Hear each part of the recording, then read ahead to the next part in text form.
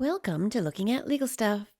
Today we have 10 hearings with a high conflict couple who need the court to micromanage their divorce because they can't seem to agree on anything. Dad is pushing for more visitation after his custody time was temporarily restricted in order to help the children after they claimed they were uncomfortable visiting with him due to the disparaging remarks that Grandpa, who lives with Dad, makes about their mother. That's just the beginning of the back and forth bickering over every little thing in this case. Let's watch.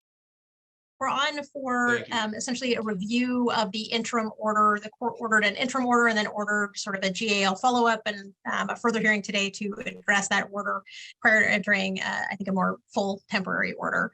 I'm not sure who you want to hear from first on that. Well, you're unmuted and ready to go, so go ahead. All right, very good. The guardian ad litem did file a sort of a, I don't know if you want to call it supplemental, but an interim report. I assume the court's had an opportunity to review that. We absolutely object to the recommendations made. If the court will recall, initially my client had Friday to Monday visits. Those were ratcheted back due to sort of the comfort of the children. And then also ratcheted back because my client didn't have housing. He had to leave the family home and was living with a relative. Since then, my client has obtained housing, and the recommendation is to further ratchet his time back.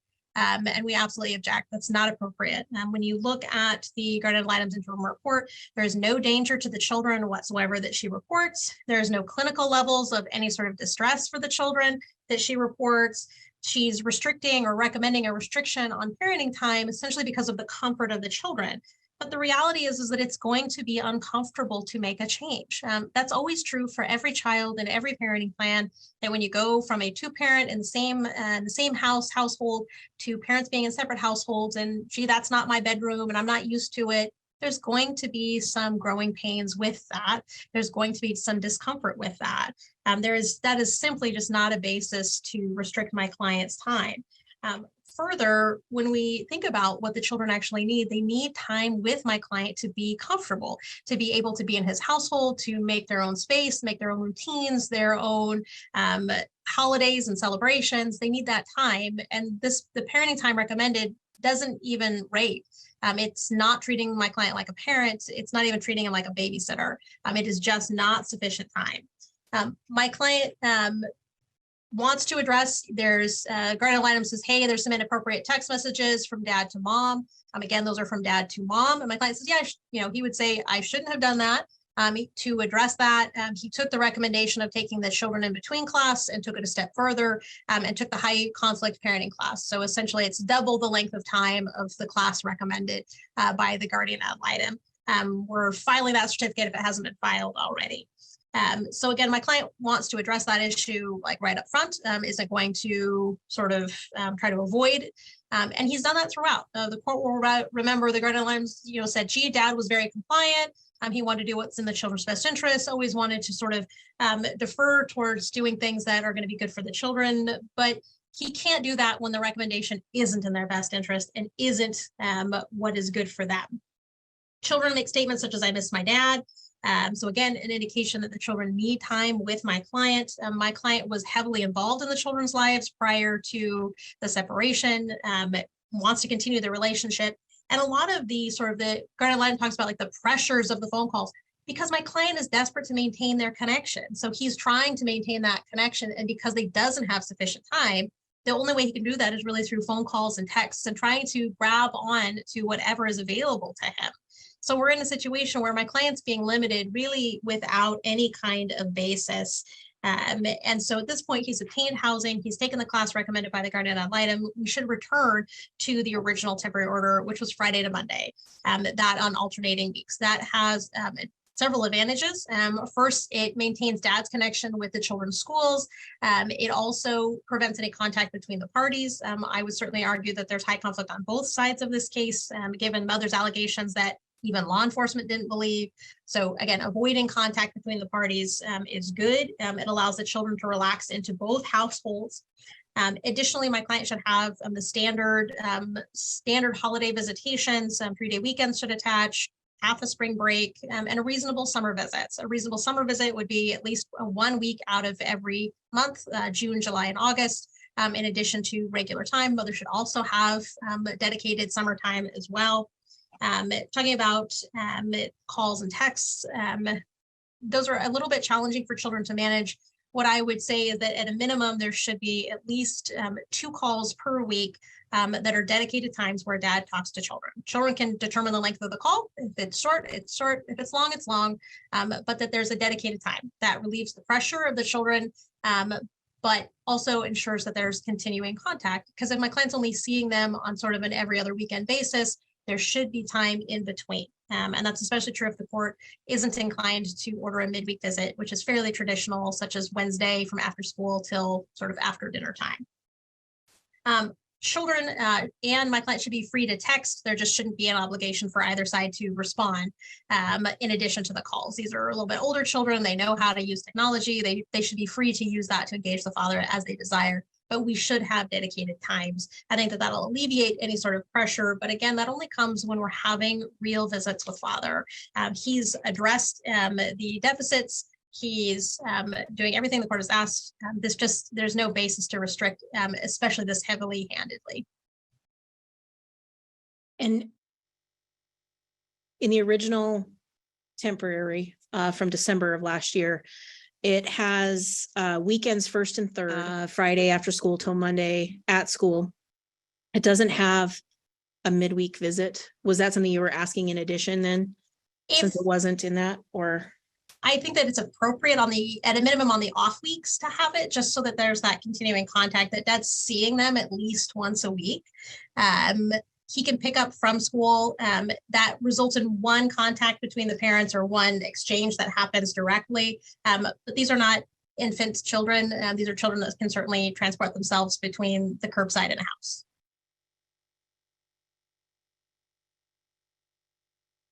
Okay. Thank you. Ms. McLean.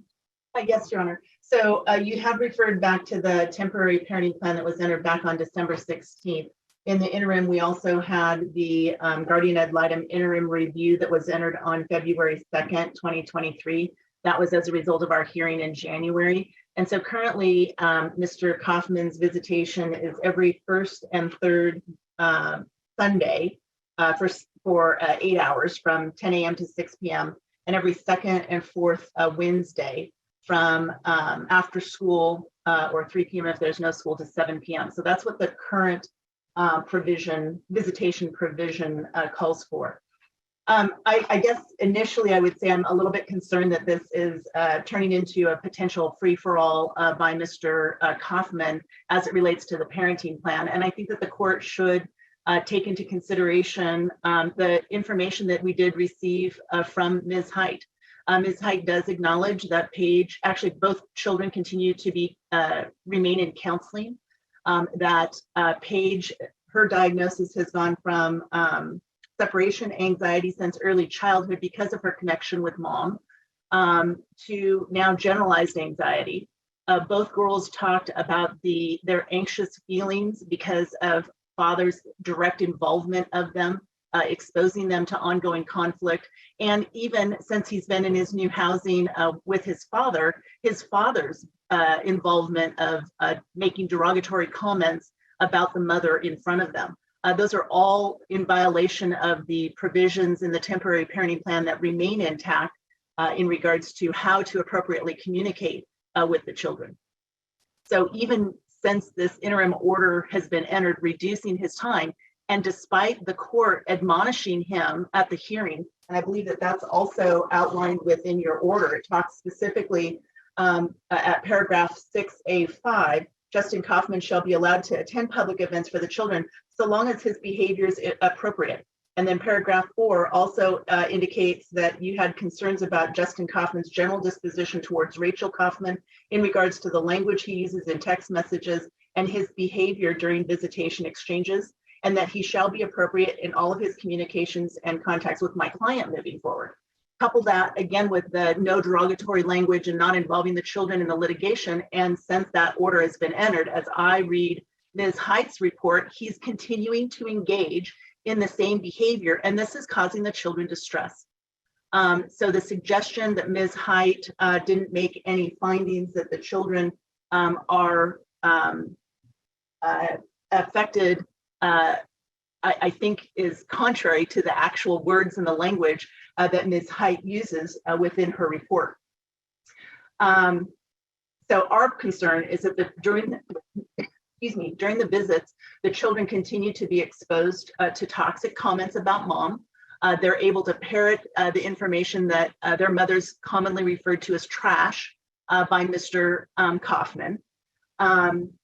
That both children have described to Ms. Height how they have changed their behavior and their mannerisms in order to thwart negative discussions with their father and in order to thwart setting him off due to his anger. That in and of itself suggests that, again, Mr. Kaufman needs some anger management and or domestic violence training. And to be quite honest, given the disclosures by the children to Ms. Height, I'm amazed that she didn't at least make those recommendations. The information from Paige's counselor shows that there has been a long history of toxicity, conflict, and abuse that has been exposed, that Paige in particular has been exposed to, that's been directed both at the children, in front of the children, and towards their mother. This is chronic in nature, and that's why we have these long-term diagnoses for Paige, who's the oldest. You have Paige who's describing to Ms. Height about feeling guilty because she feels like she has to oversee or protect her younger sister during visitation. This is not the epitome of a healthy child parenting relationship. And the bald assertion that Mr. Kaufman has been a primary parent, quite frankly, is laughable in light of all of the evidence that has been provided to Ms. Height thus far. So if anything, it's our position that the court follow Ms. Height's recommendations. The fact that the girls are even expressing anxiety over telephone calls and not wanting to talk to him, and him making them feel guilty about their self-protection and not wanting to be exposed to just that limited anxiety trigger for them, again, does not take into consideration the children's best interest. He's in it for himself. He doesn't care. He's a self-gratifying adult male who is going to do it his own way. But these children need to have the opportunity to be heard, and their mouthpiece here is Ms. Height. So we're asking the court to adopt Ms. Height's recommendations. We would propose that the court provide for visits the first and third Sunday, so we'd keep those Sundays in place from 10 a.m. to 6 p.m. I think we do need to include language that third parties are not to be present, particularly his father is not to be present, because clearly he can't control his mouth and his vitriol towards the mother of his grandchildren. So they need to be protected. We agree that on non-Sunday visits, there should be a telephone call from Mr. Kaufman to the girls. If they decide that they want to answer and talk to him, it can be up to 15 minutes as she recommends, or whenever the children terminate if it's prior to that. And we don't have an objection to every Wednesday for a phone call. Again, if the children engage in that. Quite frankly, we think that it should be self-directed by the children. If there's anything that's going to foster an appropriate relationship with the children, it should be self-directed, and there's no indication that my client has in any way interfered with the children's ability to self-direct phone calls to their father. But if you're going to order phone visits, then we'd say the non-Sunday visitation days and every Wednesday at 7 p.m. So that would be our proposal. Quite frankly, we think that Mr. Kaufman needs to engage in anger management. He probably needs to engage in some parenting classes and or domestic violence treatment, evaluation and treatment with collateral input. Oh, you're muted, Your Honor. Thanks. Ms. Height, I guess I want to clarify something because I don't know that it's clear. There is you referred to on page 3 of your report, a lengthy record of inappropriate text messaging between the parties. Is that recent? I mean, is it still ongoing or that you're aware of, or is this prior to the orders that were entered at the beginning of February? If you don't know, that's fine too. I don't know right now. I remember looking at the dates, but I can't definitively say right now, Your Honor. I'm sorry. Well, I would just clarify that. a great deal of the conversation was about the sale of the home, which is just, I believe, just been accomplished. So some of the texting was concerning the home sale. So that would indicate from my memory that it is, at least during that time, ongoing, that it's been recent since their separation. And it was quite extensive. Thank you. Anything else from either party? So just in rebuttal, I think the guardian ad litem's report says dad's household is safe and he is not abusive. Period. You can't restrict someone to 12 hours, which is what is being proposed a month with that report. You just don't get there. There's no 191 factors that have been found. This is not a free-for-all. The court specifically sort of put a pause on that original temporary order, said, we're going to ratchet back for a little bit, and then we'll come back. And that's where we are. I'll note that there's no statements that grandfather is saying anything. The child statements or the guardian ad litem says the children feel that they're being judged, but not that anything is being said. And again, these are things that happen when you don't have enough time around people to actually communicate with them and spend time with them and be a family. And that's what's happening in this case. My client is actively addressing anything the guardian ad litem brought up even before this hearing today. Again, we're in a position where, similarly to your honor's question, it's like, well, statements to the children, there's no dates on those. So my client has now taken those parenting education classes that the court would want to see. But again, we're in a position where these children need time with their father. It needs to be a reasonable amount of time.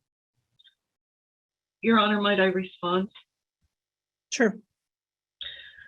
I essentially stand by my report, and I understand it's a temporary report and that we'll be back for a full report in about 6 weeks. And I understand that it is frustrating for dad to make a phone call to a child who doesn't want to talk to him. The whole situation, I understand, is frustrating. He has clearly stated to me that he wants what's in the best interest of his children, and I really, truly believe that.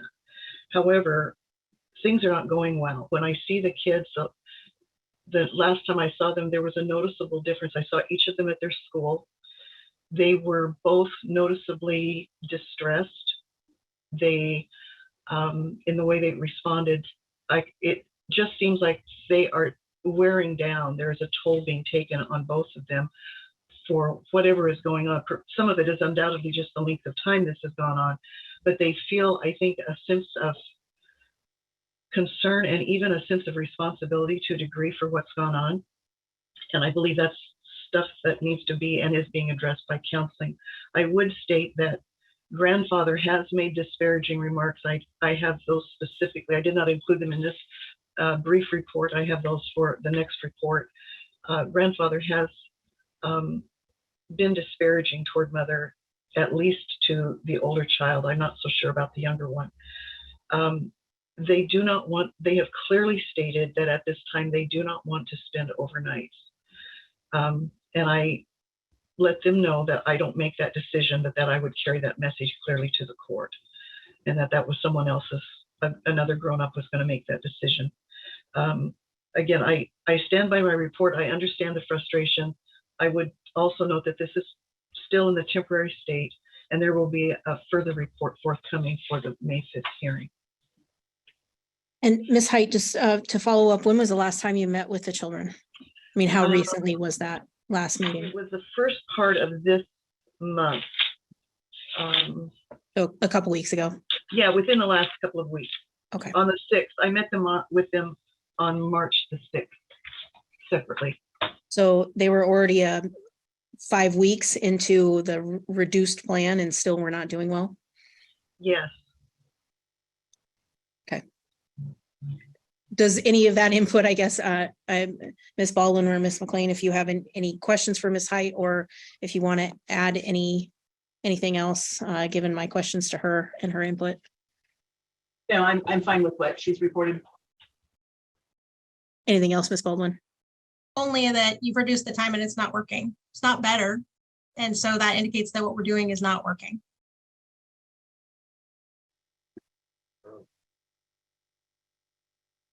So this is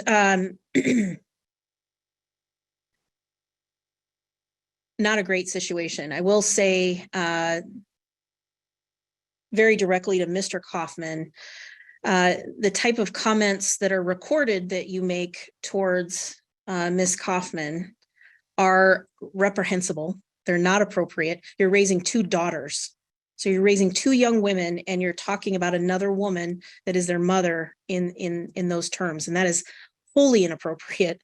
And I am a little bit baffled. And I'm going to assume that it hasn't continued since the last time we've talked about this, but it also, you should be responsible for the folks that your children are around. So it shouldn't happen with them either, or you should take immediate action of that. I'm glad to hear that there's a parenting plan, or excuse me, a parenting class. And Ms. Baldwin, you did refer to it being filed. It is in the file. So I did see it in Odyssey, the children in between certificate. So that has been filed. So I do appreciate that. Overnights arguably weren't working. No overnights, arguably not working. Frankly, I feel that the children are in this situation. The fact that it's up to a third party that gets to hear snippets is probably frustrating for everyone. It's frustrating for me, and that I make the decision based on what I have here. I absolutely do want to take the children's best interest to heart. And frankly, I don't know what that is now, except for cutting out dad entirely. And that's also not appropriate to do. There are no 191 factors. The order that we were hoping to return to after this break for the last month and a half, almost 2 months, is the December 16th. Thank you. December 16th order, which is the first and third weekends from Friday after school to Monday at school. I haven't seen, other than the GAL's input, and please correct me if I'm wrong, but I haven't seen any information from counselors about the detriment of overnights away from mom, other than just what the kids are vocalizing. So I'm gonna do something a little bit different. I'm gonna do at this point in time, we're gonna go partially back to the initial parenting plan. And so all the admonitions are still in place. So I'm not going to change anything until we get to section 8B1. So what I'm going to do is I'm going to authorize a return to weekends, but it's going to be from Saturday at 10 a.m. to Sunday at 6 p.m. So it'll be one overnight on the 1st and the 3rd. I think on off weeks, 2 phone calls are appropriate for the children to determine the length of those phone calls. And I'm not going to order that they phone their father twice a week. But I don't think dad should attempt contact with them more than twice per week. And if they aren't engaging in those phone calls, there should be no retaliation, comments, requests for any other accommodations. These are young kids that are working their way through an adult situation. And a lot of deference needs to be paid to them. And again, no comments about either parent in front of the children. Don't let other people do that.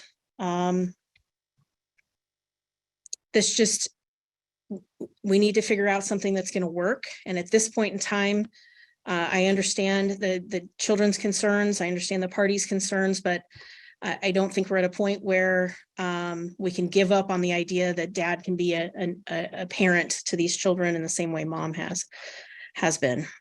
So everything else should stay the same. It looks like Fred Meyer is the is the exchange location. So I'm not going to change really anything else other than what the weekends are defined as. Your Honor, Yes. it's my understanding that the grandfather lives with them part-time, lives with Mr. Kaufman part-time.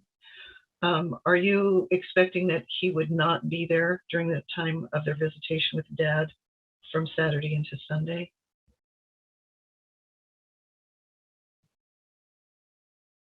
I guess the council want to weigh in on that. That would be our preference. I mean, clearly he's an adult, he should know better. And Mr. Kaufman didn't step in to stop him, and that has occurred since our last hearing, because he had just moved in with his father when we were at our last hearing, I believe. So we would ask that the paternal grandfather not be present. They need to focus on their relationship with Dad, and he needs to focus on his relationship with them. So my client's in the position where he can't independently afford housing. The court will recall there are very, very significant financial obligations put on my client. And so he's living with someone else as a result of that, requiring essentially my client's roommate to move out is very difficult. And that person then has to find somewhere else to stay. And if they don't, then what happens to my client's visit? So does the court not make that prohibition?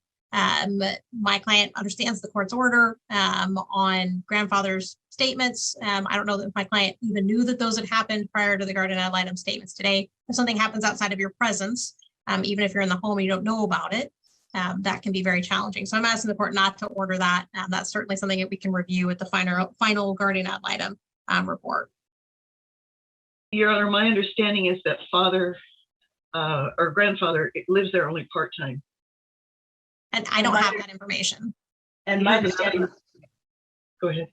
and my understanding was that father was present when grandfather was making those statements. I don't have that information, and it's not in the guardian ad litem report. Yeah, I don't know that information either. Here's what I'm going to do. And I can't believe how many times I say this. I'm going to expect adults to act like adults and be responsible for their comments and actions in front of children. If for any reason whatsoever, between now and our next review, any party has information about grandfather acting inappropriately, saying any inappropriate comments, I want to hear it. I want to hear it. But at this point in time, I other than the comment in the GAL report, which, I mean, I would presume Dad was around. I can't presume that he was aware of the comment, and I'm not going to presume that. But this is the fair warning. Anything beyond today that's said in front of the children disparaging anyone associated with the family is going to be dealt with appropriately. So I'm not going to make that order at this point. My hope would be Dad takes that time to spend with kids as much as possible, just the three of them. May I ask a clarifying question? Sure. So you first indicated off weeks are for 2 phone calls. What are you defining as the off week? Is that the week after his visitation weekend or the week before his week? Yeah, I would say, I guess the second, fourth, and fifth weeks. Okay. Okay. And also, I believe, and please correct me if I'm wrong, but I think are the kids involved in sports, correct? So I would hope yes, that there would be some communication if there's places they need to be and activities they need to be involved in those weekends, that they wouldn't, that whomever has them make sure that they're able to participate in those. So I'd ask the court to change that slightly, because it seems like we're just creating a land of contempt for somebody misreading a calendar. I'd rather my client just have a weekly call that's just once a week. And then that way it's not, oh, you called on the 3rd week, now you're in contempt. It's easy if it's better and more straightforward if it's just every Wednesday. That my concern is just creating a land of contempt where none needs to exist. So instead of 2 calls on 3 weeks of the month, 1 call every week, that's fine. I don't have a problem with that. So Wednesdays at 7? That's fine, so long as it doesn't interfere with kids' activities. Okay, And then I'm also asking to clarify, because these are a little bit older children, they're involved in sports and activities. If dad goes and watches the choir concert, can he text, hey, good job? And would that be a violation? I don't think any positive support should be considered a violation. And then it's up to the girls if they want to respond to any of that. Okay. And if it's an agreed order, or if there's an email that needs to be circulated, that we can get that order entered sooner, I'm happy to do that, but we'll set it for the 18th for presentation. And if we get it entered, we can strike it. Okay, thank you very And much. then it looks like we have a final review on the May 9th. So that'll stay on the calendar. I want to resolve this today, but I also know I'm going to argue about things that were filed previously that now you don't have access to. So that would be my concern. Based on sort of what we're here for today, arguably my client is the only one prejudiced by maintaining the current order. But I want to have a full and fair hearing. And so with that, I'd probably ask the court set us to the 30th. I'm not available next week. So I'd ask that we just move it to the 30th. Ms. McLean? I'm just pulling up my calendar. Bear with me just one moment, please. I could do the 30th. Very good. Thank you. And do you need Ms. Height to be here? And Ms. Height, are you Yes. available on the 30th? Yes, Your Honor, I am. All right. Well, I have no idea how big that docket's going to be, and it's my birthday, but my husband will be out of town, so it'll be fine. The clerk, I don't even think can check to see how many are on that date, but so just everybody's continued patience. I have read the GAL report. Thank you again, Ms. Height, for getting that to us in a timely manner. And I know that Ms. McLean, I believe, had some questions, concerns with that report. So if it's okay with Ms. Baldwin, or was it you, Ms. Baldwin? Well, so we're really here to review the plan, so not just the report. So the court reserved essentially really the whole, I would argue really the majority of the visitation time, both the standard school schedule and the summer schedule and holidays are sort of left for today. And we kind of limped along to get to here because you wanted that report before sort of issuing some orders on those things. Well, and of course, my understanding was that the reason why we are here was to not only receive Ms. Height's final order and recommendations, but to take a look at what would happen for the summer. Do I think it's necessarily appropriate that we're doing potentially a full-blown parenting plan on a final GAL report without the parties really having an opportunity to weigh in and be heard? No, I don't think that that's appropriate. I think that's why we set testimonial hearings in the future, so that everybody and the court has the ability to hear all of the evidence and information. I think pointedly, the report does seem to indicate that the girls are still having difficulties. The girls were very clear in their statements to Ms. Height that they liked things the way that they are. And of course, the concerns are, if you push these girls too hard, are we going to have a worsening of their ongoing issues? I am a bit concerned that perhaps not all of the counselors were talked to. I know Ms. Height had talked to me after the fact, that apparently one of the counselors, Ms. Wozniak, had reached out to her after submitting her report. But nonetheless, I think it's appropriate when children are in counseling that those counselors be spoken to or talked to, and that they provide input, because obviously when we're talking about children, they don't know what's in their best interest. They don't know necessarily where they're at on their own mental health. And I think it's important to have those third parties provide that feedback. Regardless, these girls are still in transition. They have indicated that they like the current visitation schedule, which is the first and third weekends from Friday to Saturday. I'm sorry, from Saturday to Sunday. And you'll note that Paige, while Dad indicates that he's happy for Paige to be able to go do things on his time with her friends and the like, she has consistently been away, not spending time with Dad, which again, I think is significant and telling as it relates to her relationship with Dad. Frankie continues to have difficulties spending the night, and often she is allowed to return early.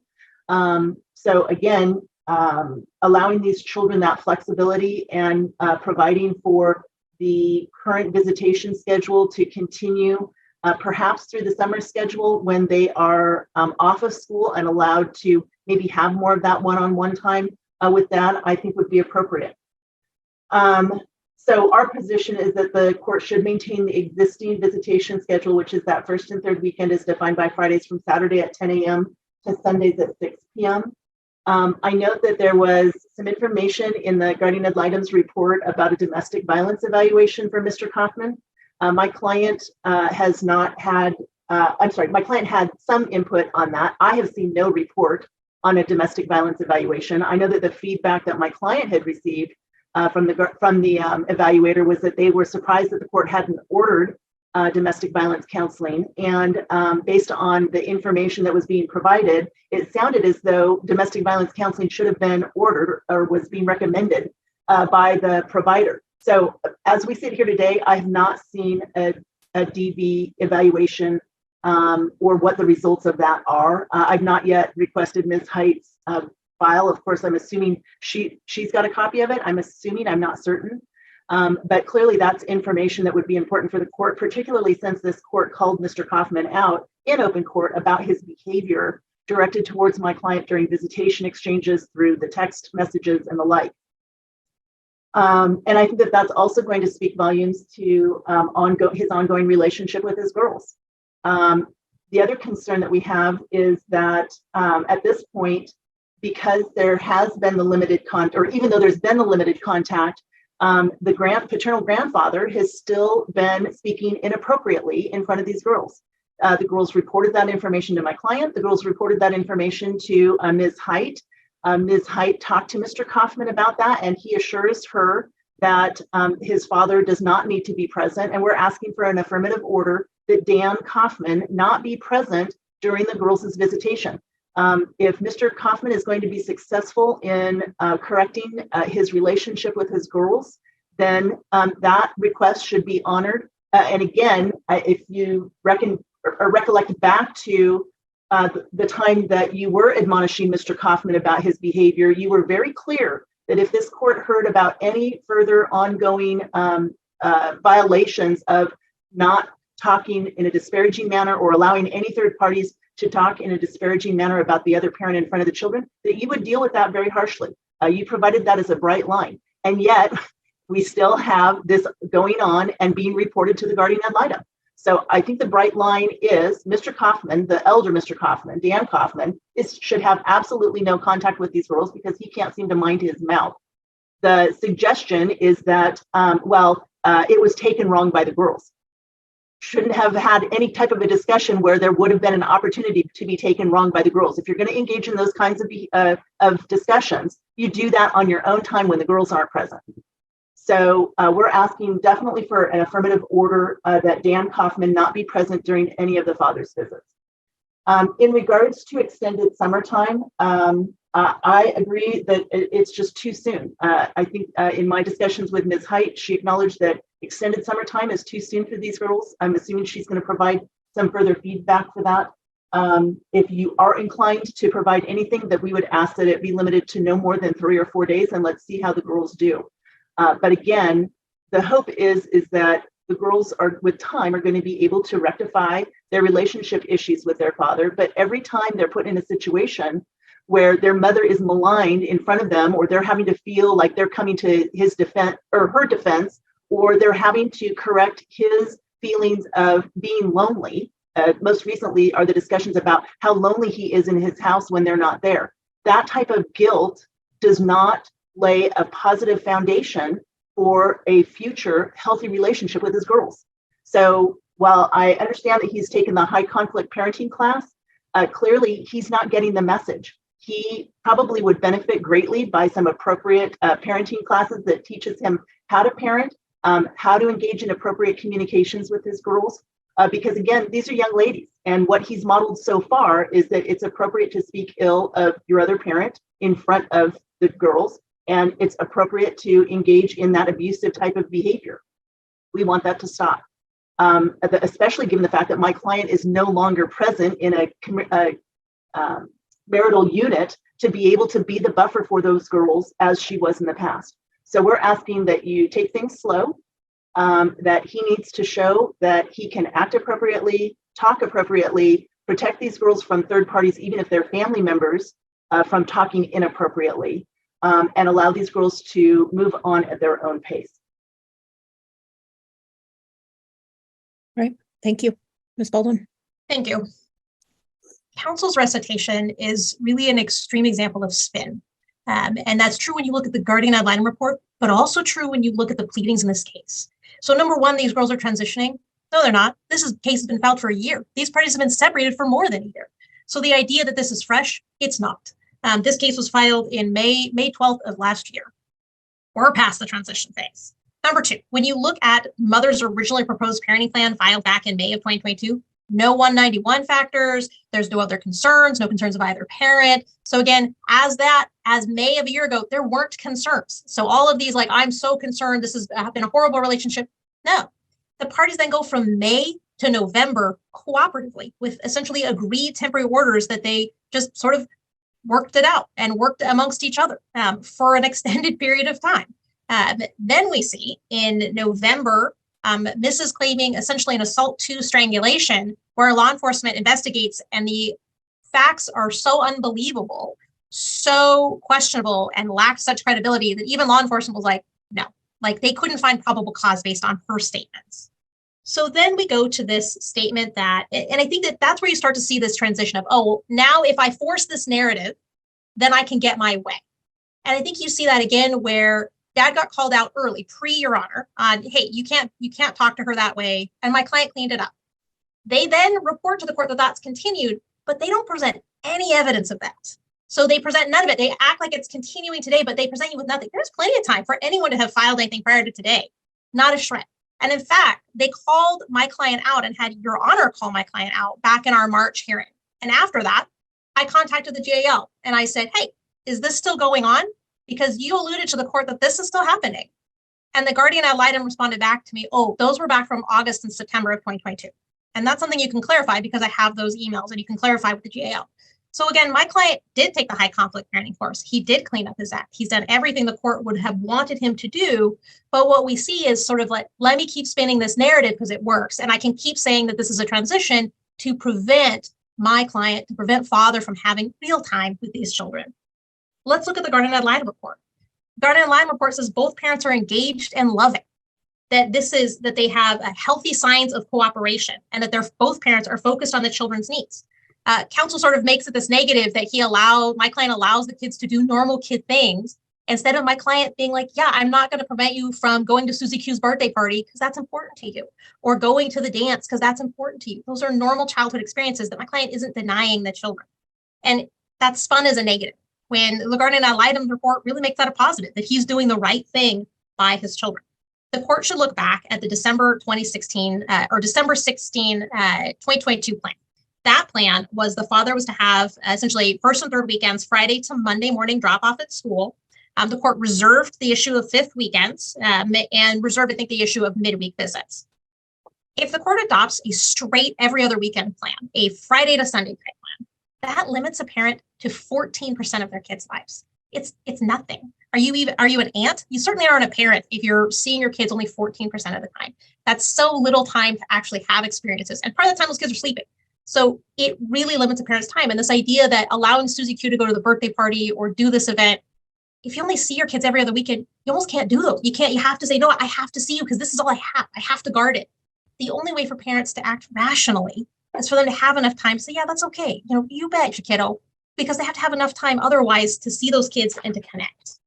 So we're asking the court to essentially go back to the December 16th, 2022 plan, which is Friday to Monday morning drop-off. That prevents the parties from communicating and having contact, which is a positive. Number two, the court should add in the fifth weekends. There's usually only 4 fifth weekends a year, so that's not the end all be all. And we're asking for a midweek visit every week, Wednesday from after school to 7 p.m. My client understands that there's sports practices, activities, honor club, society. He's going to need to get him to those things. He understands that. But these are opportunities to connect to the children. Second, when it comes to the summer, my client is seeking the average every day two non-consecutive weeks with the children so that he can have normal summertime.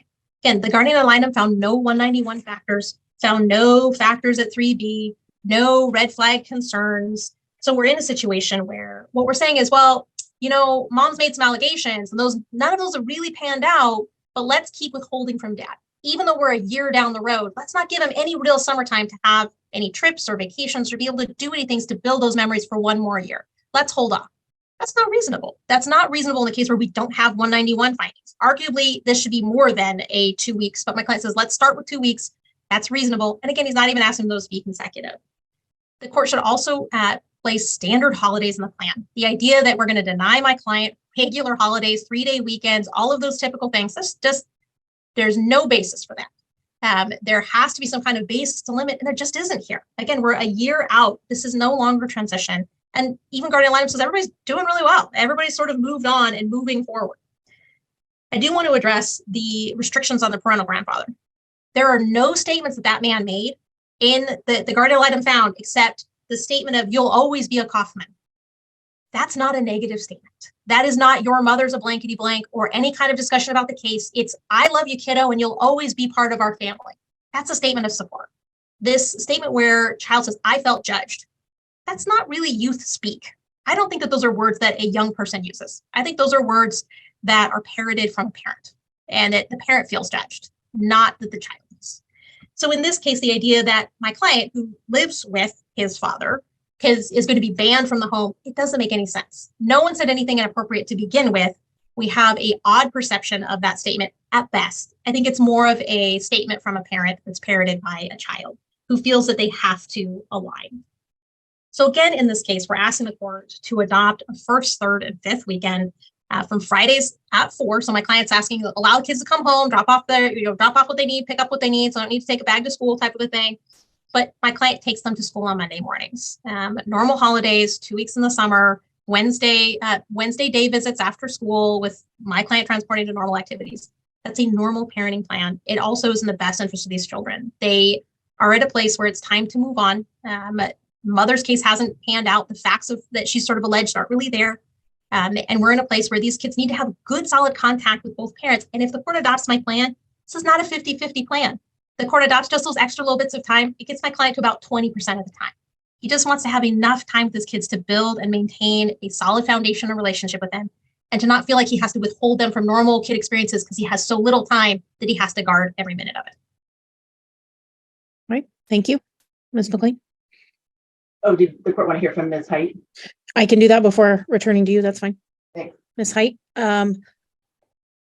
I guess there was a reference to you getting some supplemental information more recently and relaying that to counsel. I haven't heard that. I'm assuming both counsel have heard that or any other comments that you want to throw my way would be appreciated. I can certainly provide that, Your Honor. I guess you've heard a lot from both sides today. I would just say a couple of things. One, having talked with both mom and dad and the girls, I would call your attention to page 5 of my report, where on line 8, I remark that rarely have I seen such universal improvement in all the parties of a case. From the time I first met and spoke with them, the level of tension was palpable all around, and it is reduced significantly all around now. One of the folks who spoke here a few minutes ago mentioned people have moved on, and definitely both mom and dad have moved on. The tension that was evident in their relationship has just it feels like it has melted away from both of them. What they have together now is that they both really clearly and dearly love these girls. My last conversation with the girls was relaxed and happy. They were they just seemed like they were doing really well in our conversations. They didn't seem stressed out when we talked about family issues. And so I stand by my report. I think it is time for everybody to move on, to go forward with a somewhat normal co-parenting schedule. And I think it is noteworthy that dad has demonstrated flexibility, and he spoke to me about being flexible as well, as if somebody wants to go home or somebody wants to go to a friend's house or a birthday party, he was very congenial and understanding and reasonable about doing that. And I think that bodes well for them moving forward into more visitation, that it may take them a few weeks to get there fully, but I feel like it could happen and should happen. I think the girls are going to benefit by having a healthy relationship with both their mom and both their mom and their dad. The one thing that is clear is that both of these parents love these children, and these kids love their folks. All right, I appreciate that. Thank you, Ms. Height. Could I ask Ms. Height some questions? Sure. Because when I spoke with Ms. Height back on May 9th, she had indicated that she did not believe that it was appropriate for the girls to have extended residential time with Mr. Kaufman, that she was not aware of any vacation plans that he was having, that she was encouraged by both of the girls in their progress, but that she would not recommend more than 4 overnights at any one time. And I guess my question is that recommendation changed?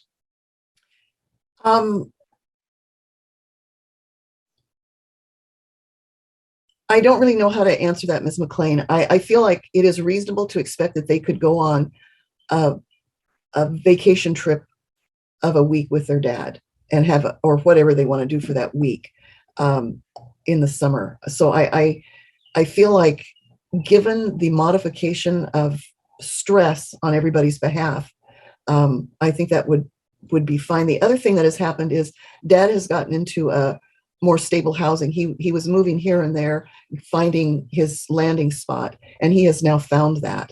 And I think that has also helped to add some stability to the resolution of this case.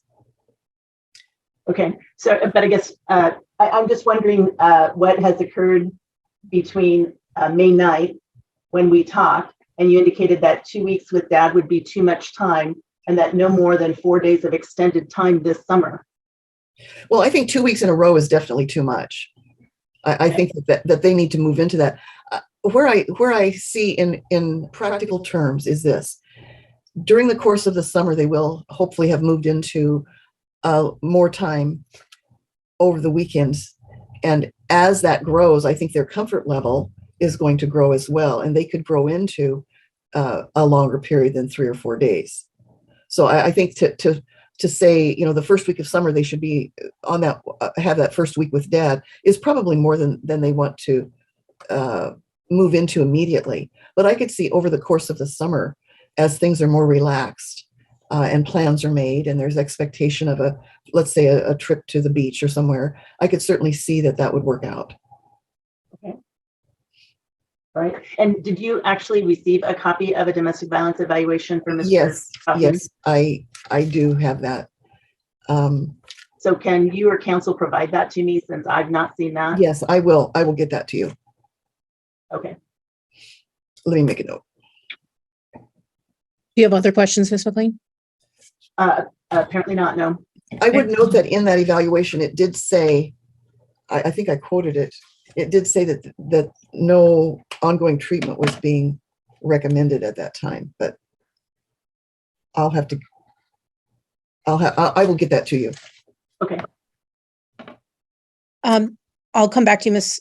McLean. Ms. Baldwin, did you want to ask any questions of Ms. Height?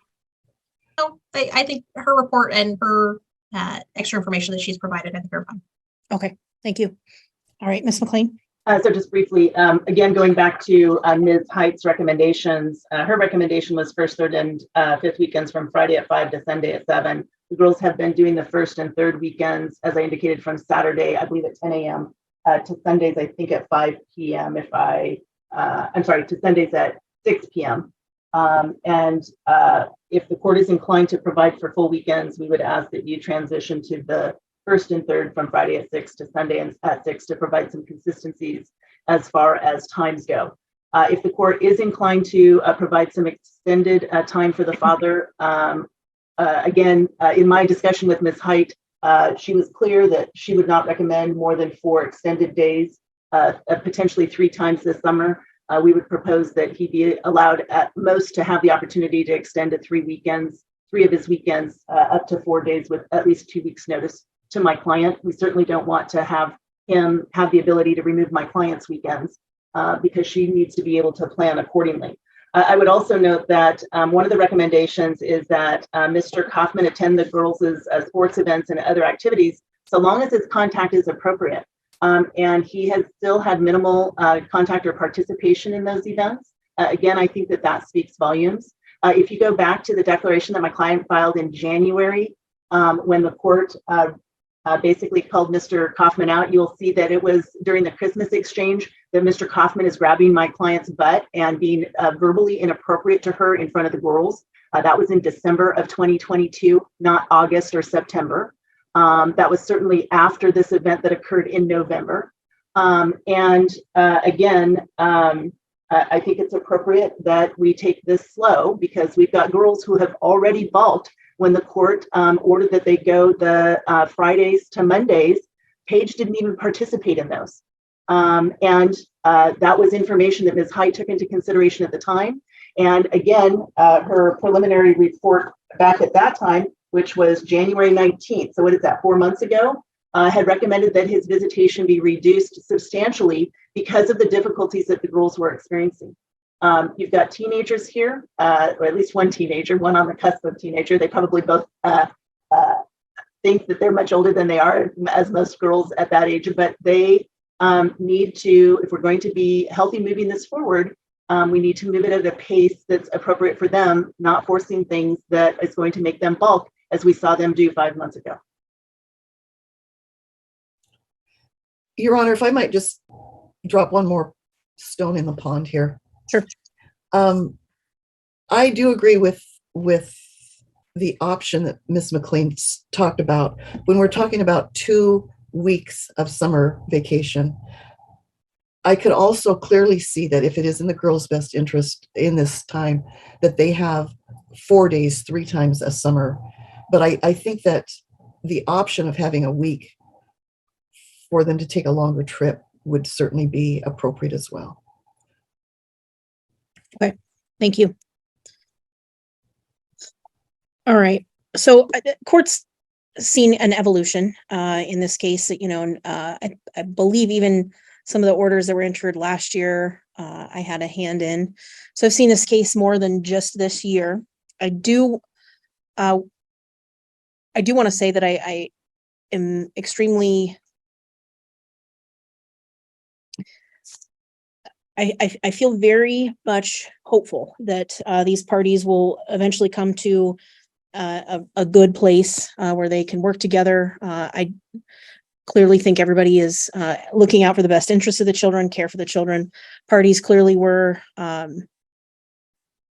married and had these children and worked together for a significant period of the kids' lives thus far. So I hope that they keep that in forefront. And it appears to me, based on the most recent guardian ad litem report, that they are doing that. And I appreciate that very much. We don't see that all the time. And I understand mom's pretty adamant about kind of limiting the time. And I don't know that I guess I'm not looking at it as cutting dad out, but more of wanting to protect the kids and kind of the transition through this. That being said, we are just past a year mark in this case. And I reviewed the GAL report. I've reviewed most everything that's been filed in this case. And I think I am going to expand visitation. Here's what I'm going to do. I'm going to allow for the 5th weekend. So 1st, 3rd, 5th weekend. I'm going to start that at Friday at 4 p.m. And I'm going to end that Sunday at 6 p.m. Your Honor, may I just ask a quick question of my client, because I don't know what time she's off work and she works in Oregon. I just don't have that recall. I just need to know if she can make the kids available by 4 p.m. because right now the visitation exchange is on a Saturday, and previously was Friday at 6. So She's saying yes. 4 p.m. is okay. okay, thank you. To Sunday at 6 p.m. Okay. So it'll be the 1st, 3rd, and 5th. So I'm going to That's fine expand by that. Fridays. Yes. Okay. And then I think Wednesday visitations are appropriate and I think would be good. Obviously, these are active kids that are involved in a lot of different things. So that needs to be taken into consideration. So if there's a practice, a game, a club meeting, whatever it is, that's the priority. But I'm going to authorize the Wednesday visitation. And I'm assuming they're in a school with early release on Wednesdays. So after school Wednesday, and Is that every Wednesday, or are we doing the off week Wednesdays? I think previously we did the off week. And I just ask it be it's easier for kids if it's every Wednesday. It's straightforward. I'm gonna do every week. So from after school on Wednesday until I'm gonna say 7 p.m. Does that work for work schedules? Yes. Okay. I don't Well, want to, yeah, if he's gonna have to pick up from school. right. Yeah. I don't want them out too late. I would agree with the suggestion of, so my first thought as far as vacation, this summer, yes, he should have some. I was concerned about 2 weeks, even 1 week at a time, non-consecutive 2 weeks. My first thought was, well, let's wait until mid-July to see how things are going before we do that. I think a better option is to look at extending the weekends. That seems appropriate. If things are going well and the parties agree to a longer term, then I would obviously have no problem with that. But extending 3 different weekends for up to 4 days. We're just asking for 2 weeks notice on that. I think that's reasonable. So 2 weeks notice on that. And ideally for those to be attached to dad's already weekends. And if not, then maybe either more notice and mom would have to agree if it's not his weekend and work that out. But ideally that those would be attached to the weekends that he's already receiving. The court saying ideally is, I think is the court saying this have to be part of his weekend, or can he select time? I'm going to say, I I get that. I'm going to say that they have to be his weekend. That doesn't preclude an agreement otherwise. Okay. As far as, I guess, are the parties in a position where 4th of July, Labor Day, Thanksgiving, Christmas, that can be sorted, or are you looking for me to make decisions on the individual holidays for the remainder of the year? I guess my preference would be, I'd like to see how these extended visits go this summer, and either revisit that. I mean, I'm assuming that 3-day weekends that can occur or that occur, like what we're already through with Memorial Day. So I guess we're talking about Labor Day. I don't know whose weekend that's scheduled to be. I think it would be a natural progression if we're going to do 4 days, 3 times a summer for him, that it would be appropriate to attach the 3-day weekend if that is on his weekend. And I'm assuming council and I are going to be on the cusp now as far as trying to talk, getting this case resolved. So before we jump into allocating like half of Christmas break or something, I'd like to see how the summer goes. And then if you want it, I guess maybe revisit it if we need to. We're going to have plenty of time to file a motion or to get it back on before your honor before Christmas. And how wildly expensive for no reason. And if you look at the last parenting plan, we already apportioned all the holidays except for a few. Oh, wait, can I interrupt you? Are you talking about the December one? No, the March one. The March one? Okay. Looking at March 30, 2023, the current active parenting plan apportions those holidays. So to say, now take them away and let's spend $2,500 per side to come back and relitigate. Why would we do that? That doesn't make any sense for what we're doing here. And it doesn't make any sense with what the guardian ad litem has said. The only things that need to be added back in are looks like some of the like Veterans Day, the one that falls on a Thursday, that's an odd liar, the 4th of July, and making it clear that school holidays are also days where any day where school's not in session. So those random in session days should create a 3-day holiday, but otherwise they're already set and we should just continue those, add in the handful that are missing and move forward. I guess have been referring to the December plan more than the March plan, but I do see that winter break, all 3-day weekends not otherwise listed, Thanksgiving, Father's Day, Mother's Day, and spring break are already allocated. So I'm not hearing any reason to change that. I'll adopt that. I don't know if the parties want to, and obviously if there's concerns moving forward, that can be brought before the court. 1 and 2, part of the 4th of July, Veterans Day. I don't think either of these folks have served in the military. I don't know why we'd be allocating Veterans Day unless it's a military. Because it's a holiday, because it often attaches a Thursday and a Friday, so it creates a 4-day weekend. That's not true. It's on November 11th. November 11th rotates 1 day a year. And when it falls on a Thursday, schools often take off that Friday as well. When it falls on a Monday, you have a 3-day weekend. So why wouldn't you? Well, it looks like this year it's a Saturday. So that would assume that Friday would potentially be the observed day. I don't know what the court schedule is. Frankly, it doesn't often match the school schedule. So that probably doesn't help much, but usually if it's a Saturday, it's the day prior. If it's a Sunday, it's the day after. So, if that's the case, then that potentially could, be another 3-day weekend, this year. So, if the And, parties and my understanding is that it's only recognized on the day. It's not an additional day. I that think that's true. I don't know if it's true. I don't even know if we have a holiday. Well, we can address it on presentation. That's not, that's. Yeah, I don't wanna get lost If in those. there's an agreement to it, great. If there's not, then I will more than happy to So otherwise, to address that. otherwise, just so I understand, so you're adopting the holidays that were already in the amended parenting plan from March 30. Yes. But you're adding in 4th of July. I'm sorry. So my understanding was the court was adding in the 4th of July because that's not in Oh, there for yeah. whatever. The 4th of July and November 11th were the two that council pointed out that I can either decide now, I can decide at presentation and allow the parties to try to agree upon. I'm happy to see if we can agree, and if not, we can just address it at presentation. They're just generally ones that rotate. We may disagree on the times. I think you can address that easily later. All right. When would the parties like to set this for presentation?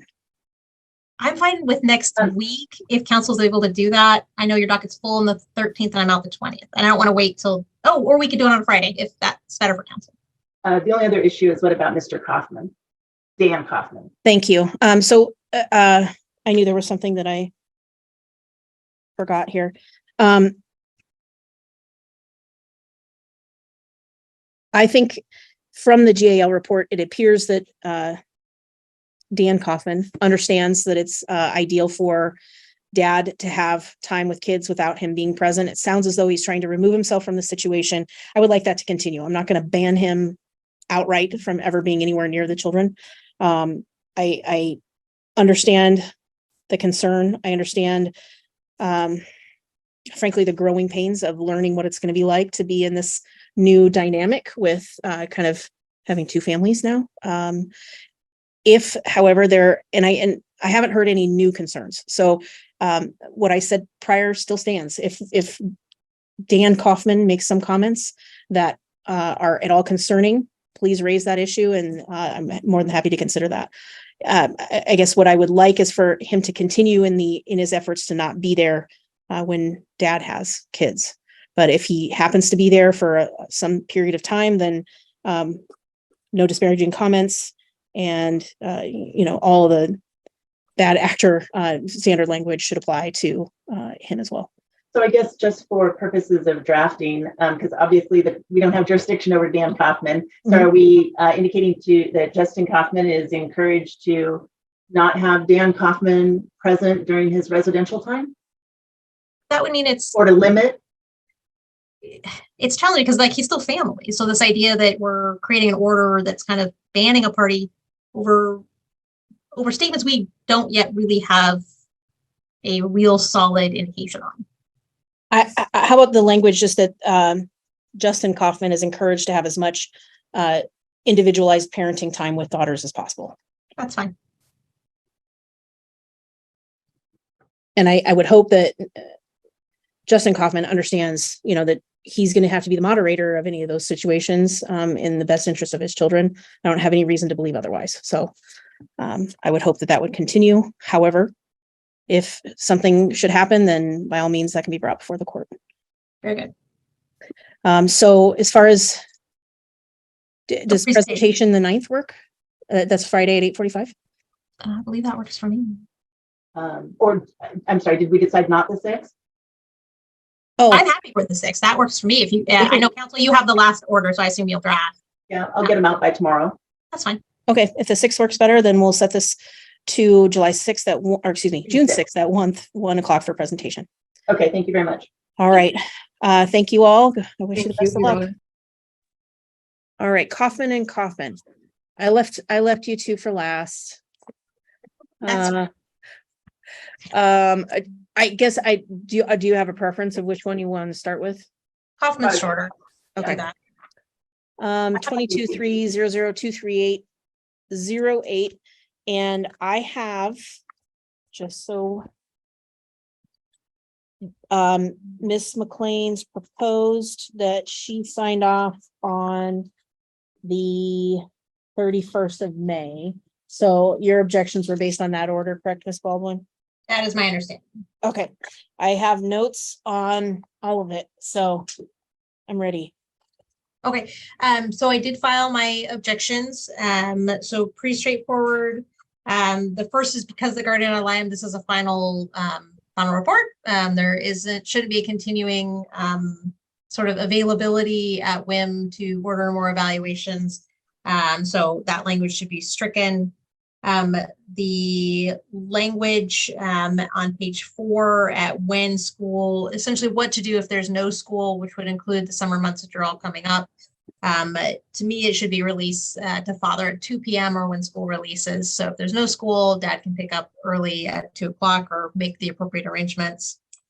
In summer, we had a specific argument about the summer holidays or sort of extended summer time, but we only really talked about father's time. We didn't talk about mother's time, to my recollection. I'm asking that the court make mother's time and father's time the same. The concern is, as written, mother has 2 weeks. She can schedule those over the father's weeks. That can be very disruptive when we're trying to create sort of a solid pattern for both parents and expanding time for both parents. And so in this case, sauce for the goose should be sauce for the gander. Neither should be scheduling over sort of the other parent's time in order to make those sort of extended weekend periods. In regards to 3-day weekends, we spoke a little bit about those when we argued. I'm just asking that it's clear that it's not just Monday holidays, it's Friday holidays as well, and service days. And then that would mean pick up and drop off or on Thursday or Monday as is appropriate. And then transportation language just needs to include that my client can pick up directly from school on Wednesdays. If he's going to be picking up this court order, even if you didn't make any changes, would have him picking up at 2:15 when school releases on Wednesdays. He needs no one's meeting in a parking lot at 2:15 other than the school parking lot. So it should allow him to pick up directly. Those are my requests. Ms. McLean? Thank you. So first off, in regards to the request at paragraph 4B, I guess I'll leave that up to the court's discretion. That was the language that was previously adopted by the court. I understand that Ms. Height hasn't necessarily made any recommendations, but she has also left a lot for the court and or counsel for us to try and work things out. And as was indicated at the hearing, I hadn't even received this evaluation, this domestic violence evaluation, until after we were in our last hearing that I received from Ms. Height as to Mr. Kaufman's domestic violence evaluation. So I think it would be appropriate, if anything, you keep that as reserved. In regards to the Wednesday visits at paragraph 8B2, first off, we had the discussion on the record about my client's work schedule. If you recall, I asked if she could pipe in, and she gave us the thumbs up that she could meet by 4 p.m. And that was with reference to the Friday exchanges. So she can accommodate 4 p.m. exchanges at Friday. My client works in Rainier. I'm not aware that my client can accommodate an every Wednesday 2 p.m. exchange during the summer. So our proposal is that you leave that at Wednesdays at 4 p.m. In addition, if you go back and look at Mr. Kaufman's proposed parenting plan that he filed back on December 2nd of 2022, you will see that at that time, his own proposal was that he should have the second and fourth Wednesdays from after school or 3:30 p.m. if no school. So our position is that you keep the time consistent with 4 p.m. exchange on Wednesdays if there's no school. And again, keep providing some priority to the fact that my client is still trying to maintain employment. And if there's these ongoing consistent interruptions to her expected work time, that doesn't bode well in the future. Parents' work schedules have to be given some credence when we're crafting parenting plans. So we're asking that you maintain that at 4 p.m. if there's no school. In regards to paragraph 9A, first off, I agree that we technically did not discuss my client having vacation time. I have proposed, he's been allowed 3-4 day visits in conjunction with his weekends, or if they can be scheduled at some other time such that they don't interrupt my client's weekends. The language that I proposed would allow my client to exercise 2 summer vacations, not to interfere with his weekends. They would include her weekend, but it would allow her to interfere with one of his Wednesdays. So each 2-week vacation would interfere with one of his 3-day or 3-hour Wednesday visits. I don't see that as unreasonable, considering that she's been the primary parent. There hasn't been any suggestions or recommendations that my client has any 191 factors. My client hasn't been admonished by this court for her behavior directed towards Mr. Kaufman. So again, my client should be allowed to have some extended residential time in the summer with her children. If you read the language at paragraph 9A, it says specifically that she'd be allowed to exercise 2 weeks of uninterrupted by the father's Wednesday's visits. In other words, that's the only thing that she would be removing would be the Wednesday visit, and that she's to provide 2 weeks notice too. So we believe that that's appropriate and ask that the court adopt that. In regards to paragraph 10 on the Monday and Friday, the suggestion as far as Monday and Friday holidays. First off, again, if you go back to Mr. Kaufman's proposed parenting plan that was filed on December 2nd of 2022, his specific language is the exact language that I adopted. If you go back and look at any of my clients' proposed parenting plans, my language, my format language is different. I adopted Ms. Baldwin's own client's language relative to 3-day weekends. And so we're asking that the court maintain that. That was what the court had ordered in my estimation. In regards to the transportation issue, the transportation language, so if you look at the bottom of page 5, paragraph 12A, it says that the children will be exchanged for parenting time, picked up and dropped off at school when in session.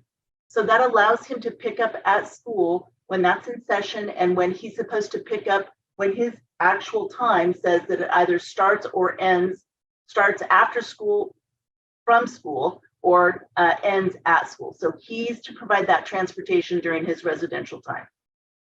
Otherwise, if it's a non-school day, paragraph B says it's to take place with the exchange occurring at the Fred Meyer Shopping Center on Ocean Beach Highway when a parent is not picking up from or dropping off to school.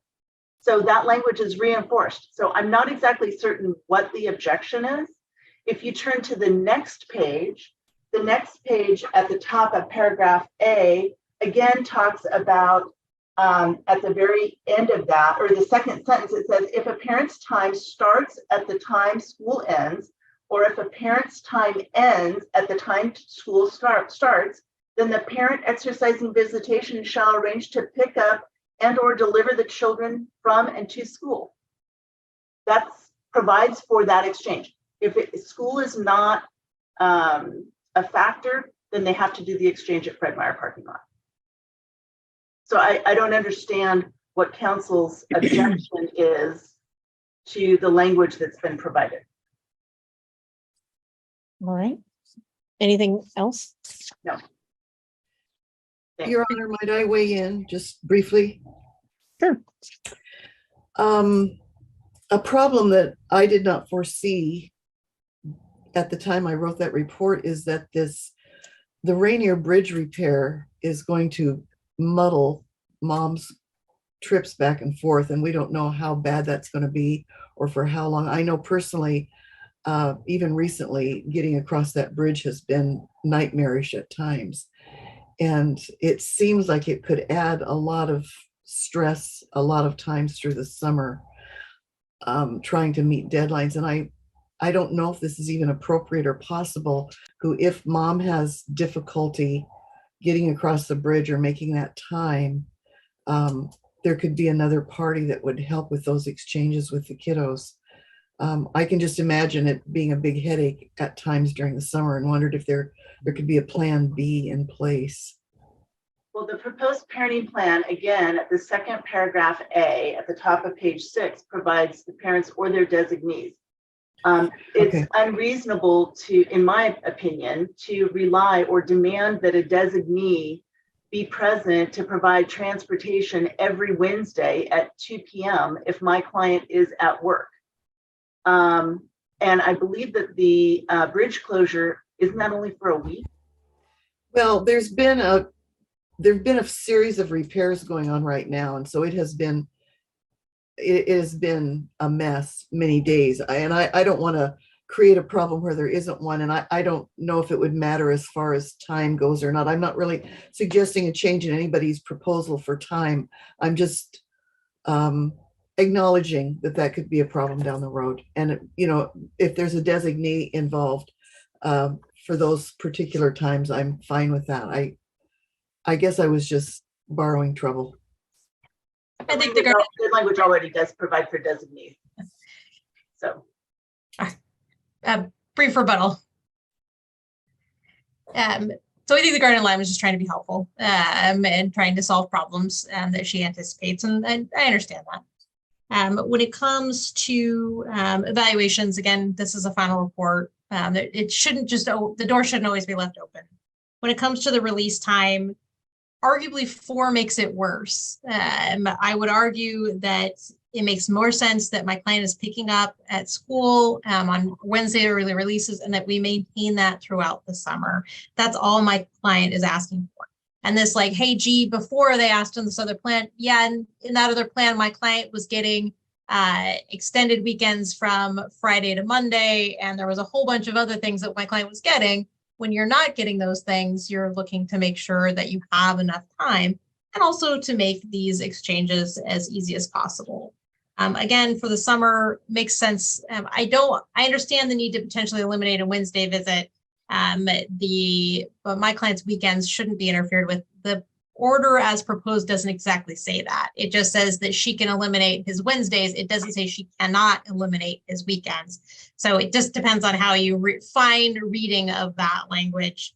Again, the Friday and Monday holidays, there's really no reason not to include those. It's just sort of trying to eliminate opportunities for my client to have those 3-day weekends.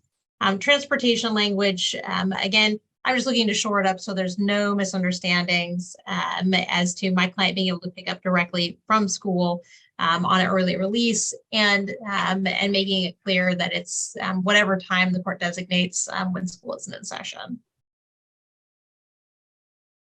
On the Wednesday afternoon,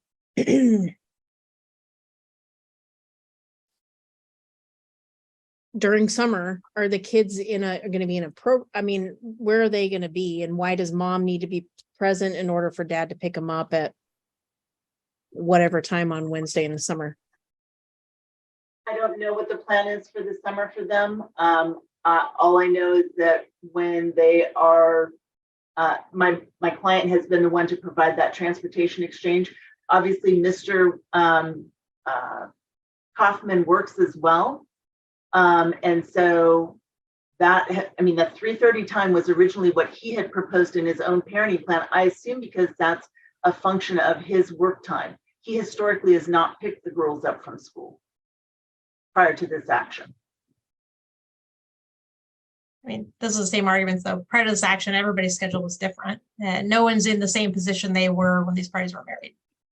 And I'm assuming 2 o'clock works, 4 o'clock works for your client, Miss Baldwin, and he will take as much as he can get. Is that fair? Yes, if that is fair. And I guess just off the cuff, do either council have any concerns with mom not being present for a pickup of kids on a Wednesday? No. No, other than the question is whether or not you're going to then make somebody else have to be relied upon to do that when this is a parenting function. And the difficulty as far as scheduling third parties and having somebody that's there all the time is the only question. Well, I guess I don't know why that's necessary. If the kids are at home, mom's at work during summer, dad can go to the home, kids can come out of the house. Dad cannot go to home.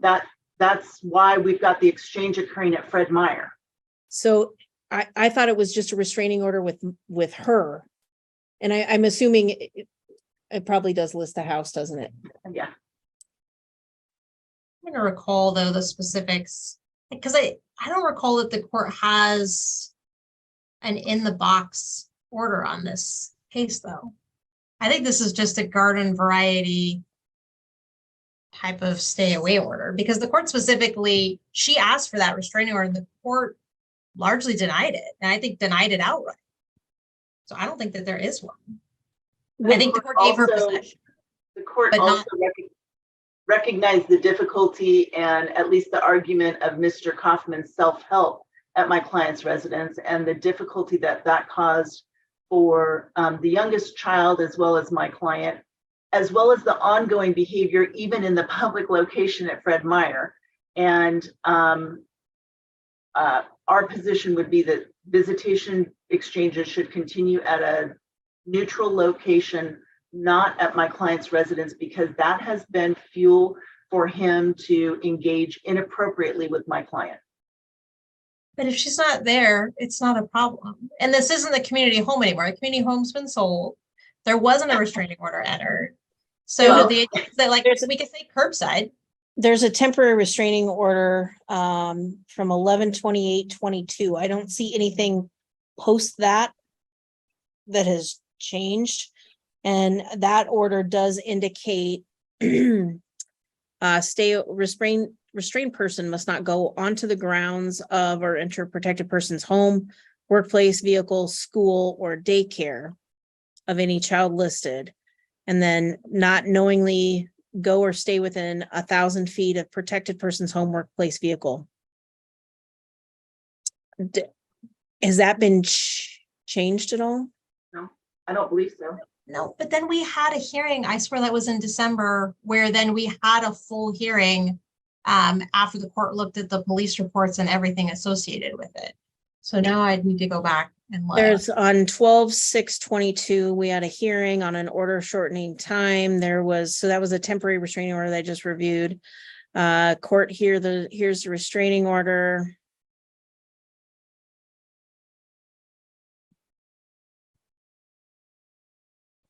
Court denies restraining order.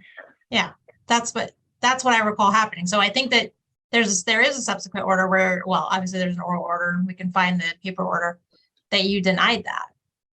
I don't mind having an order that's like curbside, like these are kids that are old enough to have phones. You know, my client can pull up curbside. It's not going to go in, you know, not even knock on the door if that's what the court wants. But again, if mom's not there, it seems weird that we're choosing a situation where we're forcing mom and dad to meet directly over a situation where we're basically ensuring that they don't meet directly. Well, I think, again, you're putting the children potentially in the middle. As far as if dad decides. I don't buy that at all. I mean, every time that a parent exchanged with another parent, the kids are in the middle. I mean, let's be honest. There's not, I mean, if they're not ready on time, I mean, that kind of thing. But I don't know. These are pretty, I want to think they're almost a 14 and a 9-year-old, and we've already had a lot of visitations. I'm really not that concerned about it. There is no restraining order. And I'm glad that we reviewed that and looked at it, because yeah, it appears that in December that was denied, and that was just a temporary order that was in place for, it doesn't even look like a month. It is. I did find the order terminating. Order terminating is December 16th. And it's clerk's paper 68. On page 4 of that.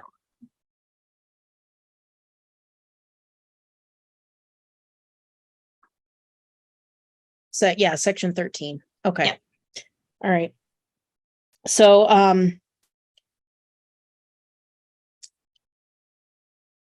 here's what I'm gonna say. I'm gonna change it to 3:30 p.m. if no school. So during the summer, clearly if the kids are in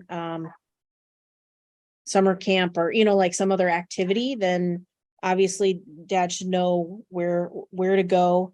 And I already ordered that that their whatever activities they're in should be prioritized. Yeah.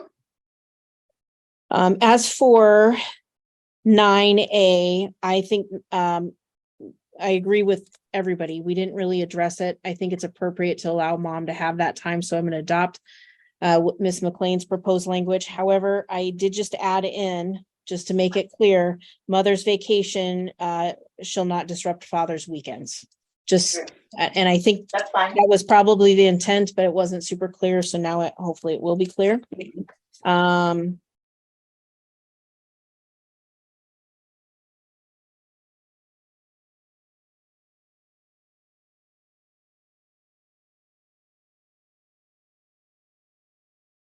On section 10.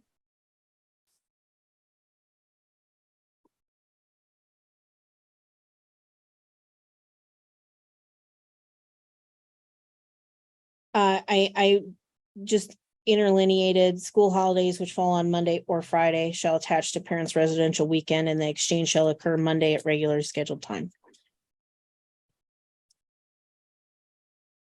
And then section 12, I'm not making any changes to section 12. I'm going to adopt Ms. McLean's proposed. And Ms. Baldwin, are you okay with me indicating that it was approved via Zoom? Yes, with one question. What did Sure. the court do with the language at the top of page 3 regarding it? I lined that out, so I omitted that. Very good. You can write. I did that and I didn't say anything to anybody. I apologize.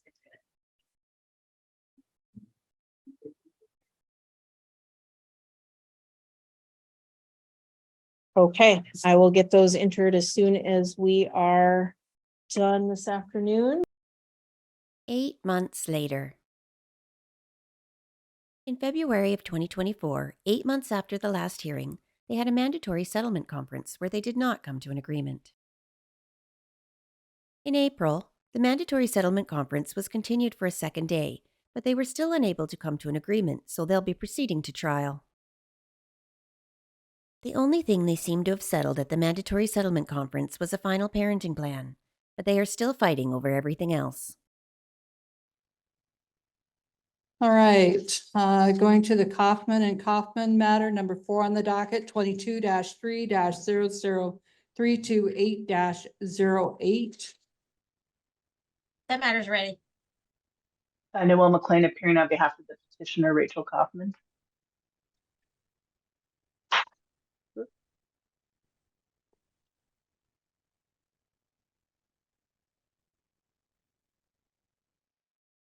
Counsel, go ahead. Thank you. For the record, I'm Chelsea Baldwin and I represent Justin Kaufman. This is our motion to modify the temporary orders. In this case, we're asking the court to eliminate spousal support and make it clear that both parties are responsible for their own vehicle and vehicle insurance payments. These parties have been separated for more than 2 years at this point, and my client has paid spousal support for 2 years or more than 2 years at this point. There's been a significant transitional spousal support that's been paid during that period of time. And the reality is that the transition has occurred. The purpose of transitional maintenance has been achieved. The transition between dependence and independence has happened. There's no continued basis for support. Originally, when these parties separated, there was a community property home with all of those normal household expenses. Mrs. was living in the home. She was obligated to pay not only the mortgage, but maintain the home, pay the taxes, the insurance, all of the other things that are that come with home ownership. That home was sold, so that obligation no longer exists. No longer exists at this point. The petitioner had a lower paying, I believe it was part-time at that time job. She, at the time we filed, had a full-time job making just about $20 and a half per hour. That was her probationary wage. We believe she's actually making about $21 to $22 per hour after her 90-day probationary period. So again, significant change in her employment. Now she reports in her response like, well, hey, in literally the weeks around filing this motion. Now I've entered this training program. But the reality is that her wages aren't really changing at all as a result of that. And this training program doesn't make any sense. It's not schooling. It's not education. There's no tuition. There's no books. There's no cost. What this really is it's a business that's filling its own need. It's a business that says, hey, I can't find people to staff these positions, so I'm going to create this training program to fill my own need, which is fine. Businesses can and should do that, but it's not education in the traditional or even really a non-traditional sense, and not one certainly that my client should fund. Additionally, the reality is that it doesn't result in any increase in wages for her. This is sort of a shot in the dark of, I'm going to claim I'm in school, so therefore I need continued support. And I'm going to do this at the 11th hour. Sort of the settlement conference didn't work, so now I'm going to enter this program and claim it's school. But it's not. And we know that because her wages aren't going to increase. We show you what her wages are now at Fiber Federal, which even in her probationary period, were again that $20, $21 per hour. And after 2 years, she could only hope to make $23 an hour after having done 2 years of this program. That doesn't make any sense. During that same 2 years at Fiber Federal, she could anticipate making the same type of increases that would bring her to that same $23 an hour. So this isn't education. It's not training. This is just really a lateral job move for her. Again, moved from part-time to full-time. She's fully employed, fully employable, and she's capable of meeting her own needs. Critically, she is cohabitating with another person. She is sharing those expenses, and she's engaged to that person. So, and she doesn't deny any of that. This is the same person she's been dating since November of 2022. So this is a long-term, stable, committed relationship between these two folks. He's written declarations into the court record for her. So again, that indicates sort of a level of commitment and stability for her. And these folks are sharing expenses. She says, oh, that this just happened. My client says, no, that's not real. I would argue she just got caught. That's why she's admitting it now, because there was no denying it at this point. But even she admits that she has a surplus of funds every month. And she uses those surpluses to take fun vacations. Good for her.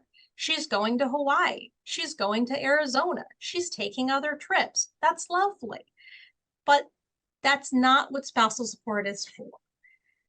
My client, on the other hand, is not sharing expenses. He's the only one in his household. There's no other adult in his household that is sharing expenses for him and with him. So again, we have someone who's very much moved on financially, but also in a very much practical sense. When we look at other expenses that these parties had when they separated, when the home sold by agreement and by court order, all of those expenses were essentially paid off. So there's no community expenses that Mrs. is still paying. They were all paid off. So all the credit cards were liquidated. Everything was paid down to zero. So any type of expenses she still has, those are all things that she's done post-separation. So as far as sort of obligations and those types of things, they've all been brought down to zero. So again, the need has been brought significantly lower. And the reality is these people are just living separate financial lives in addition. Mrs. went out and purchased a new vehicle. She wrecked her last vehicle that was a community vehicle. There was a surplus that of funds that came out of that. She rolled that into a new vehicle, bought herself a nicer vehicle. That's great. But you note that she insured it herself. She paid it herself. She never asked my client for payments. And while she desperately tries to blame him for that on the back end, the Our Family Wizard record tells the tale. Where my client says, hey, what's up? I see that insurance is taking you off. And she says, yeah, I did that myself. It's just you now. It's not my car. She did that herself, wholly on her own. That was her choice. And that's because They're living separate financial lives, as they should after 2 years. It's very reasonable that these folks have moved on practically and financially. So at this point, the court should end support. There's no basis to continue it. She's self-supporting. She has another adult in her home that she's engaged to and sharing expenses with. There's a surplus of funds. She's taking vacations. It's just not reasonable at this point to continue support. The court will, as a result, need to adjust child support. We've provided a child worksheet that reflects their actual incomes, and we're asking the court to adopt that. By adopting that new child support worksheet, that puts a transfer payment of $1,839. That's still a substantial transfer payment that's going to occur. My client will continue to cover the children's medical premium costs. My client agrees to continue covering her medical premium costs. So he's not going to drop her off of medical insurance. That would remain until these parties complete their dissolution at some point. My client is asking for each party to claim one child in taxes going forward. So for the 2024 tax year and until this case resolves. And we're asking for the order to be effective May 1st. This was filed April 30th. May 1st as an effective date would be reasonable. So in this case, given all the evidence, and there's substantial evidence to support this, we're asking the court to end support, make it clear that essentially validate the fact that these parties have for about a year or more managed their own vehicle insurance, managed their own vehicle payments, make the new transfer payment $1,839. And we're asking the court to deny any requests for fees from the other party. That's just not reasonable given the circumstances that we're in. Ms. McLean? Thank you very much, Your Honor. So as I indicated at the top of our hearing, I do represent the petitioner, Rachel Kaufman. I guess my initial reaction is to point out to the court that we currently have 2 trial dates set. The first trial date is set for the first week of September this year. A backup second trial date is set for the first week in February of 2025. And I see this basically as an attempt to piecemeal this financial aspect when there's certainly factors under the statute that are to be considered. I think it is appropriate for a trial court to be able to hear all of the evidence and the information relative to these parties' financial circumstances. We've done our best to point out those historical issues to the court, but just to indicate, first off, we think that this needs to be heard at trial on the full merits of the statute and the factors from both parties. Mr. Kaufman, it's undisputed, has been the breadwinner for this family. He has consistently and significantly worked, and one of the factors for spousal support is the fact that my client has been there to support him to be able to pursue that, and she's done as he's requested by being available at home and taking care of the children. When the children entered into school, she held some part-time jobs. At the time that these folks were separated, she was holding a part-time job across the river in Rainier, Oregon. She has recently transitioned late in 2023 to Fiber Federal Credit Union for a potential opportunity to work there. The suggestion that she has overtime or was working 40 hours a week, with the way that Fiber Credit Union works is that they downplay overtime. That's not something that they want to pay. And it's borne out by my client's wage stub that shows year-end 2023 that she had $38 in overtime. The only time that she was working overtime, the only time that she was working 40 hours a week with Fiber was during her training. Her initial training, I believe, was 2 weeks long. She then was given a work schedule, and again, it's borne out by her wage stub that shows she was working about 30 hours a week. So in 2023, you'll see that Mr. Kaufman grossed $181,000, not including the back pay that he received for the Longshore Union contract negotiations that paid him, I believe, an additional $35,000 that year. But my client grossed under $34,000 that year. Ms. Kaufman has been working. She's not asking for him to foot her entire bill. But you have to keep in mind, Mr. Kaufman has been a longshoreman for a number of years, that they are accustomed to a lifestyle. And the suggestion by counsel that he's going to keep my client and the children on longshore health insurance and pay, the employee, the longshoremen do not pay. That is a complete benefit. They have the gold standard in health insurance. So he doesn't pay anything extra to keep her and the children on the health insurance coverage. But his income is 5 times her income, and this is a midterm marriage at 13 and a half years. So when you take a look at the statutory factors, that suggests and speaks to him providing support for her, not just for transitory periods of time, but also taking into consideration their lifestyle, each of their respective roles, her need, his ability to pay. It's uncontroverted that he has at least $2,000 per month disposable net income, even with paying all of his claimed expenses. The suggestion that he's not sharing expenses with his father, and quite frankly, his father's declaration that was filed is quite misleading, because his father purchased this home on 2139 Grove Street on April 24th, a little over a month ago. Otherwise, he's been living with and sharing expenses with Mr. Kaufman this entire time.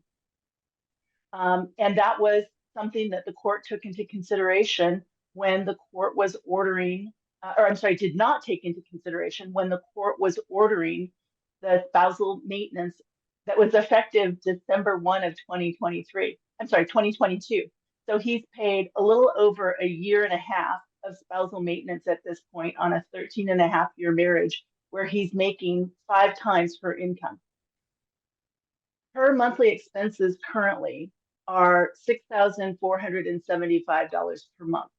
And unlike Mr. Kaufman, who has received substantial monies in those negotiated contract arrears that allowed him to pay off all of his community consumer debt, my client is not debt free, and she continues to have community consumer debt that has not been paid. That being primarily this vehicle. It was not my client's choice to get into an accident. The amended temporary order was clear that in conjunction with spousal support and child support, Mr. Kaufman was to continue to pay my client's automobile payment and the insurance payment. He knows that because, one, we sent correspondence to them after the accident that provided the updated insurance information as well as the updated car payment. We made a request for him to pay, and those are in exhibits G and H at pages 26 and 23 of, 26 through 33 of the attachments. And he has provided not 1 cent of a payment, but he's here asking the court to modify that order. So he knows he's supposed to be making payments. We made a demand for payments, and he's not been paying that. Currently, because of his, again, willful failure to make payments as court ordered, he currently owes my client $8,028.52 in automobile and automobile insurance payments, plus outstanding interest of $552.94, and we're asking the court to enter a judgment. If you go back and look at the history of this case, Mr. Kaufman previously was ordered to pay utilities and other expenses on behalf of my client and the children. He failed to do so. The court previously found him in contempt for failing to pay almost $1,000 in expenses. So this is not a one-off for him. He continues to try and financially abuse my client, and that's why we're here with this motion at this time. My client, contrary to counsel's argument, is attempting to secure an education that will provide her with a wage to be self-sufficient. When she moved she worked with fiber until she was accepted into this program. It is to train her through the business itself, as well as for her to attend online classes every Monday. And there are books and costs once she signs up for that and is accepted to the program. And actually, she's been accepted to the program. Once she starts that program, then she will be able to see what those costs are. She will be doing online courses every Monday for the next 2 years. She will be doing on-the-job training for the next 2 years. And as a result, she's going to be working 32 hours per week, grossing approximately $2,900 per month, which puts her at a net of about $2,500 per month. The suggestion that her monthly expenses can be met by that amount and $1,839 per month is not borne out by the evidence that we've provided. And again, I think that there's factors that a trial court, once you had the opportunity to flesh all of this out through testimony, that the court would continue ongoing spousal support for Ms. Kaufman. We're asking the court to deny the motion. We're asking the court to grant a judgment to my client for the arrears. We're also asking that the court order that those amounts be paid within 45 days. As a longshoreman, Mr. Kaufman can easily obtain a personal loan through Longshore Federal Credit Union. He's debt-free, as he indicates, and he can pay that to her within the next 45 days. It's our position that this has not been brought in good faith since we have trial dates pending, and that they're attempting to piecemeal without my client being given a full opportunity to present evidence and information before the court. The court does need to hear all of the evidence and information. And again, keep in mind that my client remains the primary parent for these children. So she's a household of 3, providing for her and her children. In regards to her future income, I would suggest that that's speculative because the information that they've provided is based on somebody starting and doesn't take into consideration if they've gone through this training through their facility and online training. I would also submit that the allegation in regards to my client's vehicle being new, it is a used, if I recall correctly, 2015 vehicle. So it's new to my client, but it is a used vehicle. And there was roughly $9,000 that transferred over towards that debt, but there was still outstanding debts that were satisfied by the insurance company. And had the vehicle not been totaled, Mr. Kaufman would have still been paying that vehicle debt, and the order is clear that he's to pay her vehicle. I do believe that the taxes issue is premature. We don't know parties' incomes, and again, we've got as far as at the end of the year and what potential expenses there are, that's something that should be decided again by the trial court, whether it be in September or February. That will be sufficient time for the court to make appropriate orders as it relates to taxes. So we're asking the court to deny the relief, order the judgments, and award my client $1,800 in attorney's fees for having to be here. Ms. Baldwin? Thank you. In this case, you have just a significant amount of information and a significant amount of evidence to base this decision on. This is not one item or 2 items have changed. This is basically everything that the court based its temporary order on has changed and changed significantly. And they're aware of it, and their only tactic is delay. And it was true when it was first said, and it's still true today, that justice delayed is justice denied. The court's well aware that it cannot guarantee us a trial date at frankly almost any point, and that trial dates are wildly uncertain. And so it's reasonable that we come before the court. The court can also at trial say, hey, I disagree with what happened, and I'm going to restart maintenance, and I'm going to put it back to whatever date it wants. The court can also do that. But that's not what they want. They want the court to just not do anything, but that's not justice. In this case, they don't deny that my client voluntarily paid since separation and then paid per the court order. So they want to make it seem like he's paid for less than he has, but the reality is he's paid for more than 2 years at this point. That's a significant period of time. The children involved here are not young toddler age children. We have a teenager and a 10-year-old. So we have older children. We have Mrs. moving from part-time to full-time work, making independent choices. I would argue they're not wise choices, but she's making independent choices. There's nothing that she has from fiber saying that she's not going to get full-time wages and full-time work. And we didn't base our accounting nor our child support worksheet off of her receiving any overtime. We said, hey, it's clearly available. You can see it. You can see it as a line item for her, but we didn't base anything off of her receiving any of that. Again, when you look at her ability, she has the ability to make her own, to pay her own way and to meet her expenses. And she's not only doing that, but she at this point is receiving so much support that she's taking these significant trips. These trips to Hawaii, these trips to Arizona, these trips to other places. These are significant. It's not, and she's doing that while she's sharing a home with another person, with another man who she's already engaged to. And that's kind of where the line starts to really break, is once you're engaged to another person, that's sort of some reality checks need to come into play. Counsel's incorrect when she talks about the vehicle. It's a 2019 vehicle. About $10,000 was placed from the community funds were placed to pay for that vehicle. But Mrs. chose that vehicle. My client had no say. She could have probably found a free and clear vehicle for that same amount of money. She chose not to. She wanted the car she wanted. And this was a year ago, so this is only a few years old vehicle.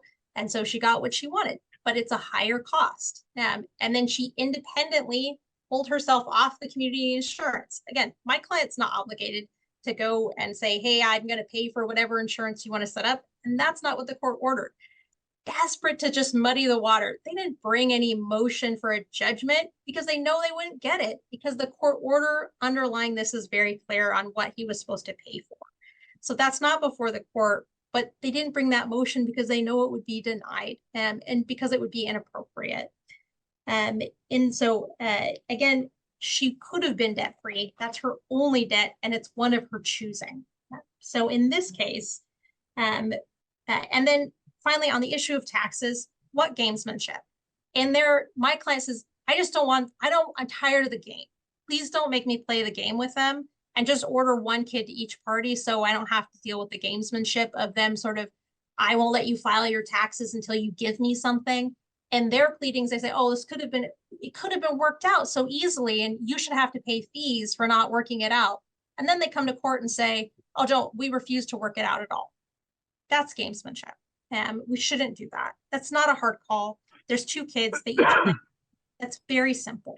And we shouldn't be using tax exemptions and people's ability to file their taxes as a lever. That's just not appropriate. So in this case, we've given the court a significant amount of evidence that supports my client's requests. We're asking the court to enter the orders that we've proposed. So counsel, I have one question. The house was sold. What happened to I don't recall. I want to make sure that I'm remembering it correctly. The money is just sitting in my trust account. That's correct. All right. So I did review the files and record, and here is what the court is going to do. The court does find some change in financial need, but very minimal at this point. I understand there's someone sharing costs, and at the same time, trying to know all the evidence that would support a claim for maintenance is unknown. So that's one thing the court is trying to weigh.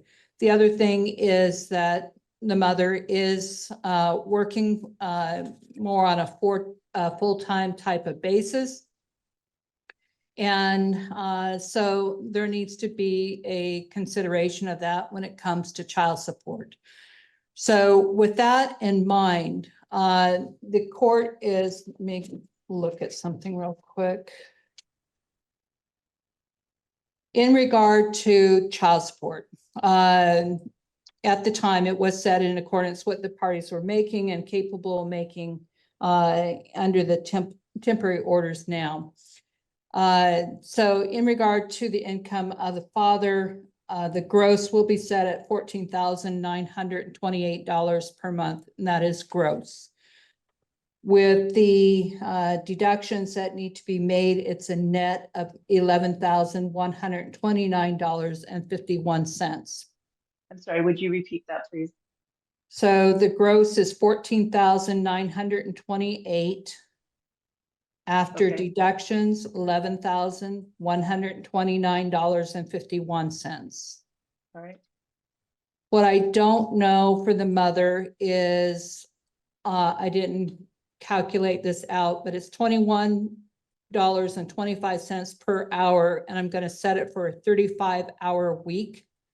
So I'm essentially imputing 5 additional hours and figuring out what that is. That I didn't do.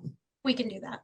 Okay, Well, and we did provide the contract from the agency where it identifies her hourly at 32 hours a week because she's only going to be working Tuesday through Friday. fine. That's So I'm our- imputing 3 additional hours. I'm setting it at the 35 hours. Okay, So child support needs to be figured out as to what that amount is first. As far as the taxes, each parent shall claim a child for tax purposes, father the oldest and the mother the youngest. That may be ultimately changed, I don't know, but at least for now, that's what it's going to be. As to the auto payment and insurance for the car, again, this is where the court does find some changes that have occurred since the original order. So the petitioner shall pay the auto payment and insurance for her car, subject to reimbursement if so ordered by the trial court, but that's by the trial court. But for now, she's going to pay it, and the respondent shall pay the payment for the 2015 Honda Accord. Each party is to pay insurance associated with their vehicle. okay, I'm sorry. So did you say she is to pay the auto and car So I payment? want her to pay her auto payment and insurance Okay. for her car, subject to reimbursement at the time of trial. The trial court will determine if reimbursements And are that, and that starts when?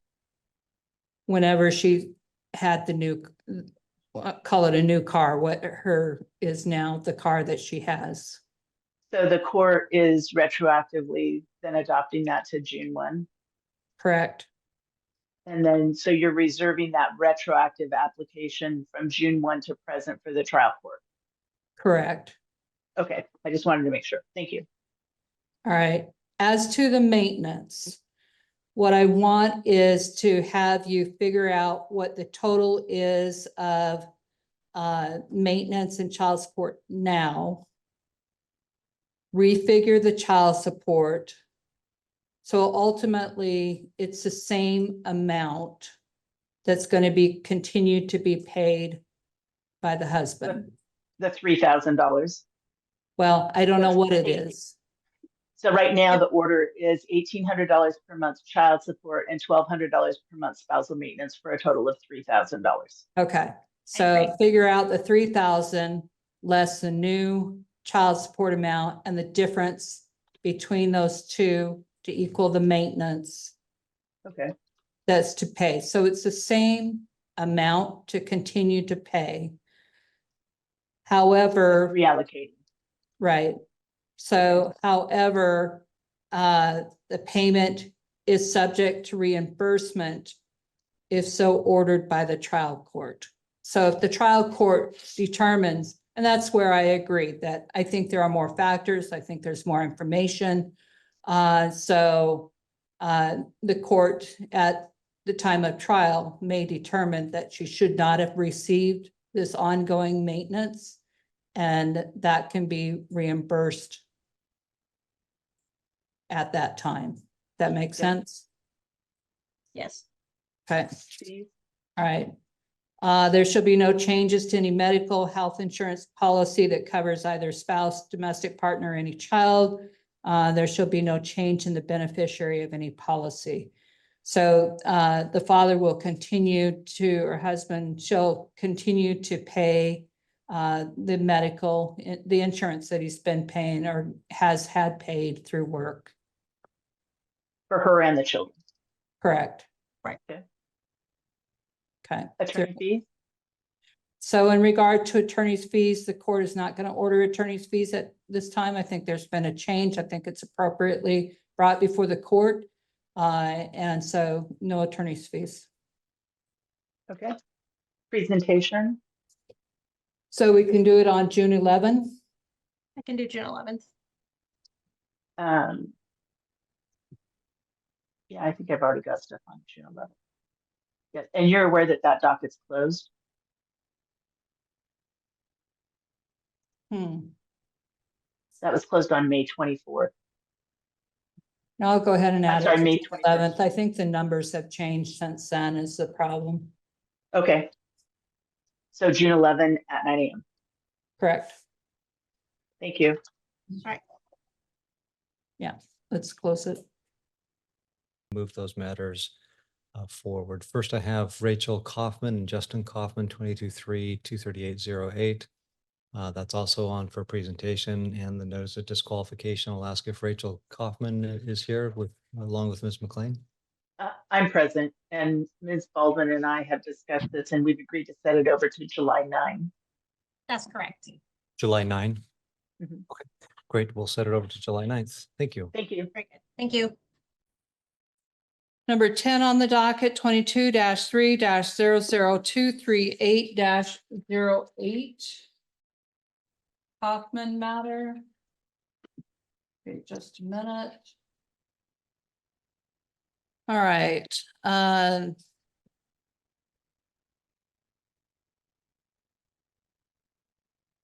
So I have the objections.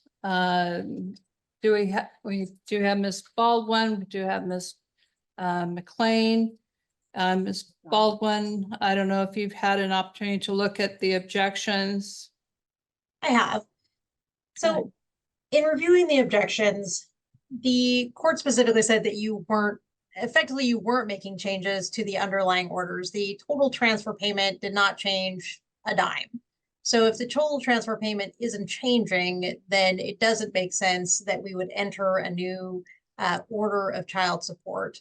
So I don't think that that makes sense in this context. If you look at similarly, I have concerns with their child support worksheet in that they've included taxes, I think, based off of her higher, essentially her actual income that you've ordered, but also plus the spousal.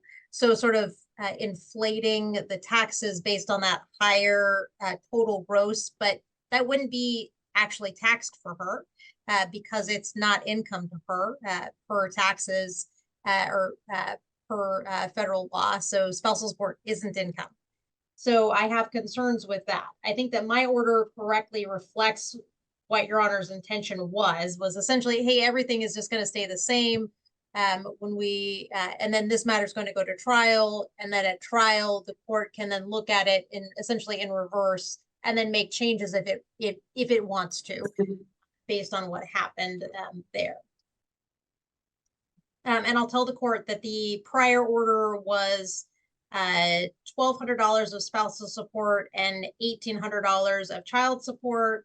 My proposed order is $1,137 of spousal support. So it's actually a slight reduction in spousal and a slight increase in child support, just based on that worksheet. And Ms. McLean's makes it even greater. She makes it to where it's $1,900 in child support and lower in spousal support. So that's sort of the differences in the numbers. Ms. McLean, anything further? I would just note that contrary to counsel's argument, my taxes are not run to include spousal support. Those aren't included in the worksheets. I did run the taxes with each of them claiming one child because that's the court's order. And so I ran them both by claiming one child. That's the difference in our federal withholding. I don't know how counsel ran taxes as it relates to her worksheets. That wasn't described, but I provided that in my information for the court. And Mr. Kaufman is a longshoreman. So the ILWU PMA picks up his state industrial insurance, family medical leave, and the long-term care, whereas my client's employer does not. So she's still on the line for L&I, family medical leave, and long-term care insurance, and that's supported by the wage stubs that we had provided with the court. I also do think it's important that we do have an updated child support order, since this is being both the spousal support and the child support are being enforced by WSSR. All right, so in regard to the child support matter, as far as what has been put forth by Ms. McLean, I think is appropriate for a client. So the support needs to be modified. What's proposed needs to be changed to reflect that. Then ultimately the total amount is going to be the same. That I know. So I had provided the court with Ms. Baldwin's proposed order that adopted my red line changes. And I signed it dated June 20th. And it doesn't have Ms. Baldwin's signature on it. And then I had also provided my worksheets and my proposed child support order. So you should have all of those as proposed orders. So then Should I have don't, and do are two different things. I'm sorry. Should have and do are two different things. Oh, okay. right, but, and also here's my concern. When we do it this way, then so it's then Ms. McLean gets to object, enter a whole set of orders that then there are none of my objections to. I have objections to her orders. Yeah. So then we end up in this very messy situation where like she has her orders starting June 4th. That's an odd date. And then that can cause all kinds of problems with WSSR. What are they enforcing? Are they enforcing for 3 days under one order and then the rest of the month under a different order? So we end up with some very odd situations when we do it this way.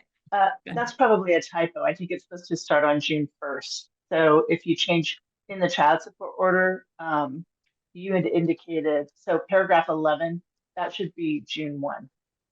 Thanks for pointing that out. Sorry about that. But that's not my only issue. That's one of, I don't have the same opportunity to go through then line by line and lay out my objections. I don't have her orders, no matter what. So I'm going through what you have. And the only thing that I have is in regard to the child support and the deductions that are proposed by Ms. McLean for her client sound like they are required.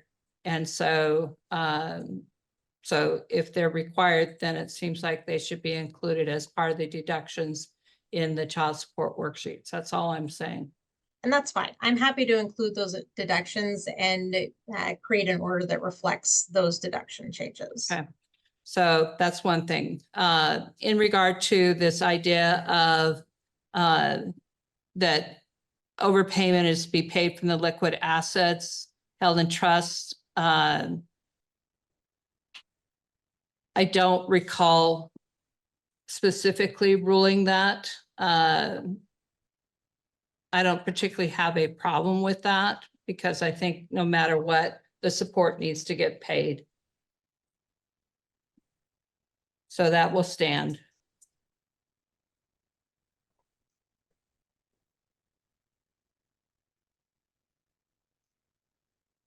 Paragraph 6. I do agree with Ms. McLean on that matter.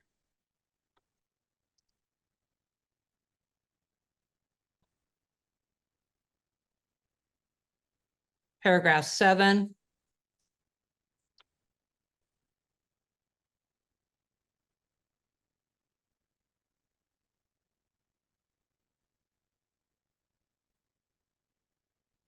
This was the vehicle that replaced the community vehicle with insurance proceeds after the community vehicle was totaled. So this vehicle technically is arguably partially separate and partially community. So I think it. And they haven't, that's not established. We would highly dispute that. It's fully separate, purchased after these parties, long after these parties separated. It's fully separate. And so this is a full attempt to just put in a finding of fact into this order to then change the outcome at trial. That's not appropriate. So in regard to paragraph 7, I'm not going to be removing the post-separation vehicle part of this. And I'm leaving, again, the overpayment language. Would the court then entertain adding language that characterization is reserved for trial? That's fine.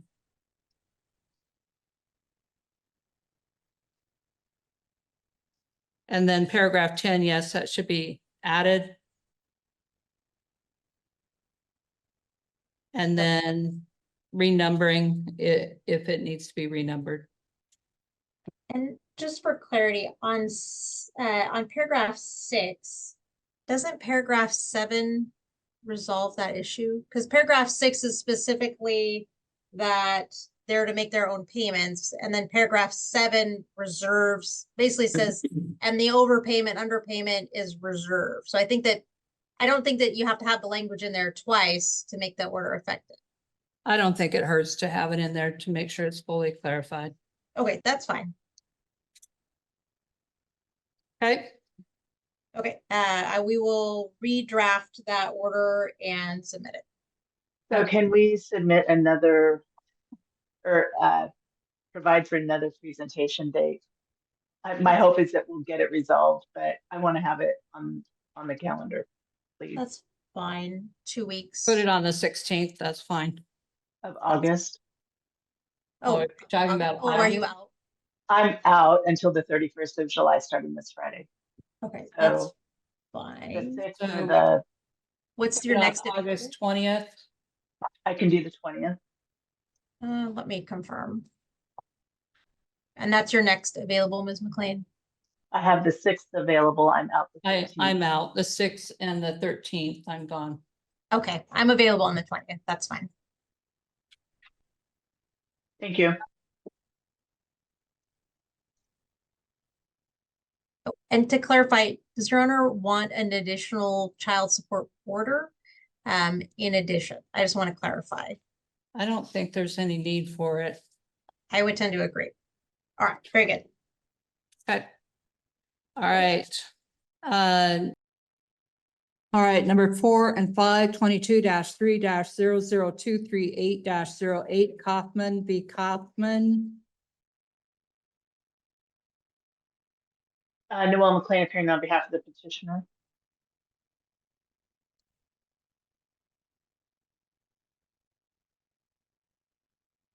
Good morning. I'm appearing on behalf of the respondent, Justin Kaufman. So we did receive Your Honor's ruling relative to the order for the presentation. I went ahead and made those changes this morning. I forwarded that to Ms. Baldwin, so hopefully she can sign off and we can submit that ex parte.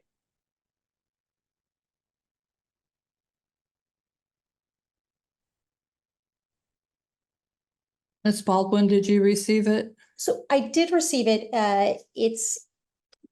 So here's what I'll probably do. I appreciate that council edited my document. It's an odd situation to have somebody else edit your own document when the edits are not clear.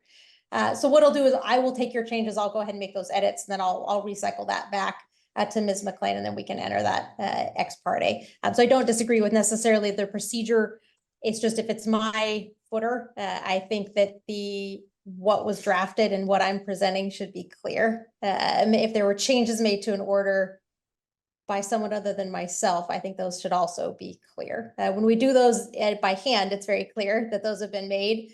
And so when I received it, honestly, this morning, I was looking at it, I was kind of like, oh, I'm not sure where the changes were made. And so I just want to make sure that it's really clear for both of us. I'm happy to outline that for council if she needs me to, but I mean, the order is fairly simple. I don't necessarily disagree. I think that we should be able to wrap that up very easily though and send it in ex parte. All right, go ahead and make your changes to your order. I appreciate what you've done, Ms. McLean, but I'll go ahead and defer to Ms. Baldwin on her order. And hopefully it gets finalized and submitted for signature. Sure. And then we're here on my client's request for a protective order relative to the text messages. And I disagree. There's no order to shorten time. This was served on my office on, I believe, Monday. So that's less than a week of notice. So I certainly have issue with that. I have not had an opportunity to respond given the shortened notice. I don't disagree with trying to hear it on an expedited basis. I know that sometimes Your Honor has availability in your week, not always, but sometimes. If Your Honor is able to hear this later in the week, I'm happy to do that, but I have not had an adequate time to respond, given that there wasn't even an order to shorten time.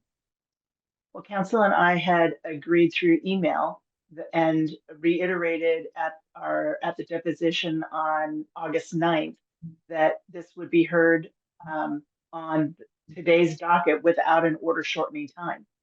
So, I mean, I can produce those emails to the court that we would set this for today's docket. And again, I think that's in the transcript. I'm assuming that's in the transcript from the deposition. I haven't received that yet. But as soon as I do, I mean, so if the court wants to set this over, I'm fine with setting it over. My preference would be that it be a week, just because I have family in from out of town this week and I'm already in court 3 days this week. My preference is Friday, if that's at all possible. I know sometimes there's time on the presentation docket, if that's available. Just because we have an arbitration coming up in this case relatively soon. And so I just want the issue resolved one way or the other. So I really don't have time this week. I have other matters that have been scheduled into my time slot. So that can't happen, unfortunately. So that would leave, it needs to be set over to Tuesday. Okay, very good. So, Tuesday it is. 27th. yes, Okay, thank you very much, Your Honor. thank you.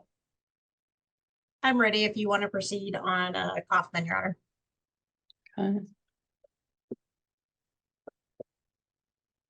All right.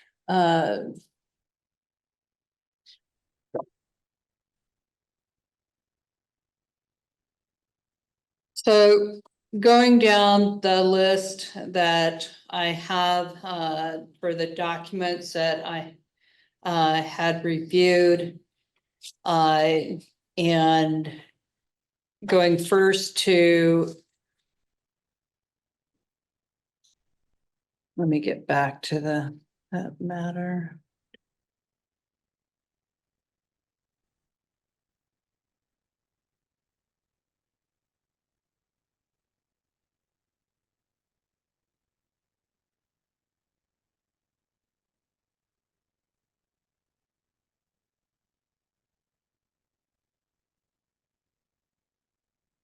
So Exhibit A, in regard to the photo, that will be redacted. In regard to the intimate language,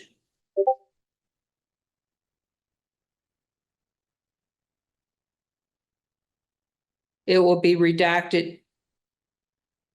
There are actually two things that would be redacted. The language itself is what I'm talking about. So not the smiley face. Correct. Okay. Or whatever face that is. B,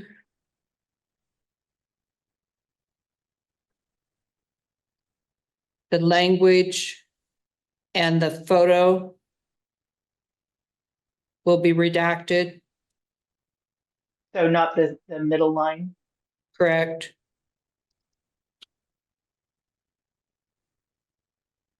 Okay. Exhibit C.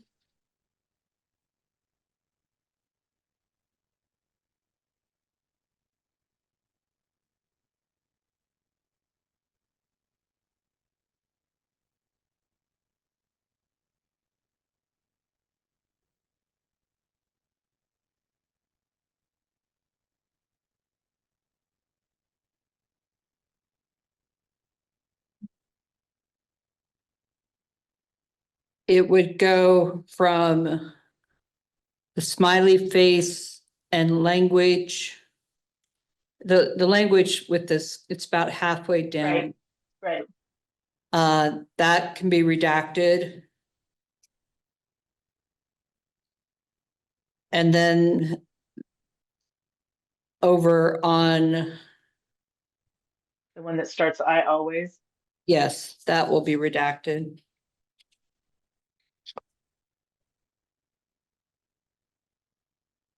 Okay. Exhibit D. This is the driver's license. The driver's license will not be redacted, but the license number will be. Okay. Okay. And I don't look at this in the same way as I did the other. I just look at this that it's not relevant. And so Ms. Baldwin, I'm just looking at the license number itself, but the license would be provided. Very good.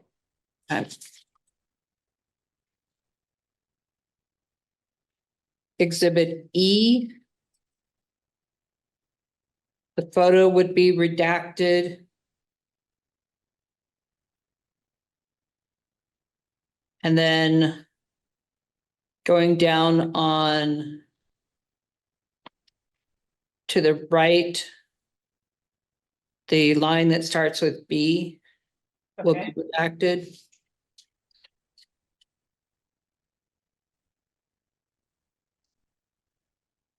Exhibit F.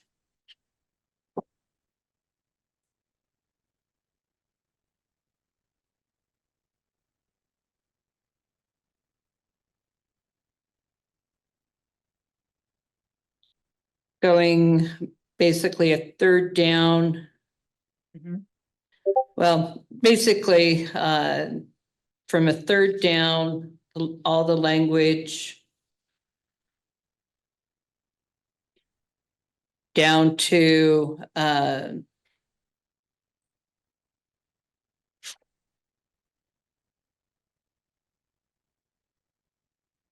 I'll be there. That can all be redacted. So consistent with what I've redacted. Correct.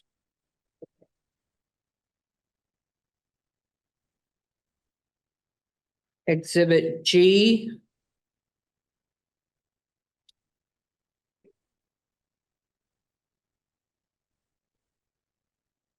This was for. This is protected language under evidence rule 408, so it's different language. Can I be heard on that? It's Yes, only go ahead. it's only protected if it's between counsel and I. If it's an actual offer. If it's one of the parties talking to a third party, that's not protected. It's not privileged. It's not, and ER 408 prevents us from bringing those discussions in front of you. It's not a discovery bar either. So in this case, it's not a bar to discovery, and it's not privileged because it's not discussions with her counsel, I presume. It's discussions between her and Mr. Evans. So that should be discoverable. Ms. McLean? And my concern is that obviously he's her intimate partner. And so that is a concern. And my concern is overall, whether or not that would cloud the court's judgment moving forward.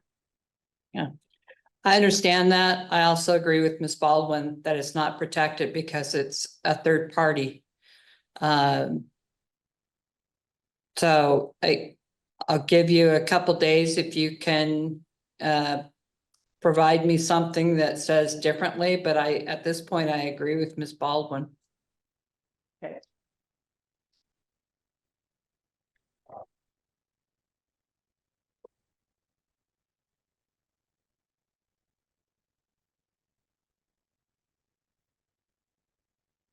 In regard to Exhibit I, the court. You're under I skip think H. we're on, I think we're on H. Yeah, I agree. Did I skip one? Yes. Yeah. Okay.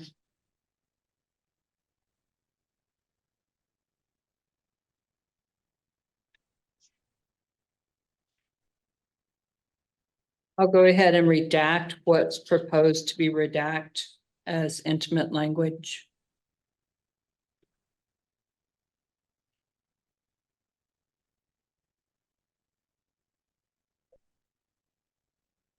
Going to Exhibit I, the court will redact what's proposed as intimate language.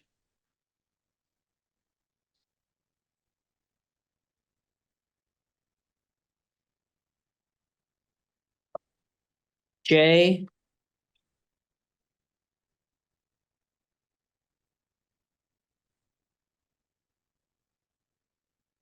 This is a social security number. So, Ms. Baldwin, any objections to that? So my issue is that the fact that they communicated the social security number is important, and is something that is a fact that I'd likely use. So I don't have an issue with essentially black barring the boxes, but leaving the last four. So it's clear that this is his and it's his number, but not giving not essentially providing me with the whole number. So that's how I would sort of manage that. There is a box below the number that says that is SSN. And so clearly it would identify the social security number. And I've proposed that that language remain in and not be redacted. And Mr. Evans hasn't made his own request. So it's very odd to me that we're redacting it when Mr. Evans isn't here. He's not making this request.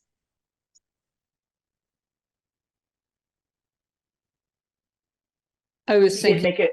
did make a request to me when he forwarded those to me. And obviously, as an officer of the court, the intention is to protect individuals' private identifiers, regardless of whether or not they're a party. So at this point, I'm going to redact the first 5 numbers of the social security number, leave the last 4. Okay. Exhibit K.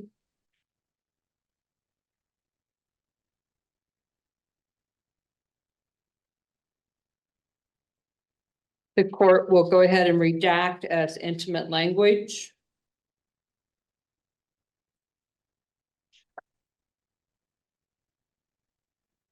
Exhibit L. The court will go ahead and redact as proposed as intimate language.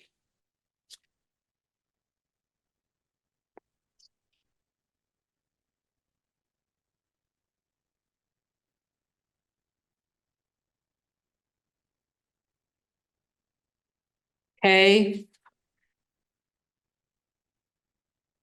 You mean M? Hold on. M, sorry. That's okay. So I will go ahead and redact as proposed. Are we on M as in Mary? Yes. Okay, very good.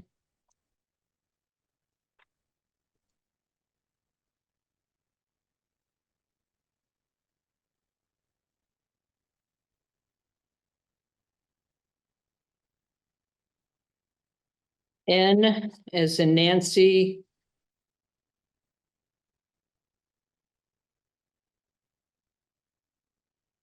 That's his credit card with his PIN and his, or not the PIN, but the secret 3-number code, the valid date, and his full credit card number. Right. So I'm just asking that you leave the last four, because it can be important to line up account numbers, because we have other account information. If you want to redact the PIN number, I'm fine that the PIN gets redacted if essentially over the black box, it's written like PIN. So it's essentially a white box with PIN written in. So it's clear what was redacted, but not the number received. That's fine. So I will go ahead and grant the redaction of the 3-number PIN and the first 12 numbers of the credit card number and leave just the last 4. And we're leaving the expiration date. And the expiration date. There's no point in that. Well, other than that would be something that would be asked on a computer if you're paying online. So I guess I'm saying redacted. redacted. Okay.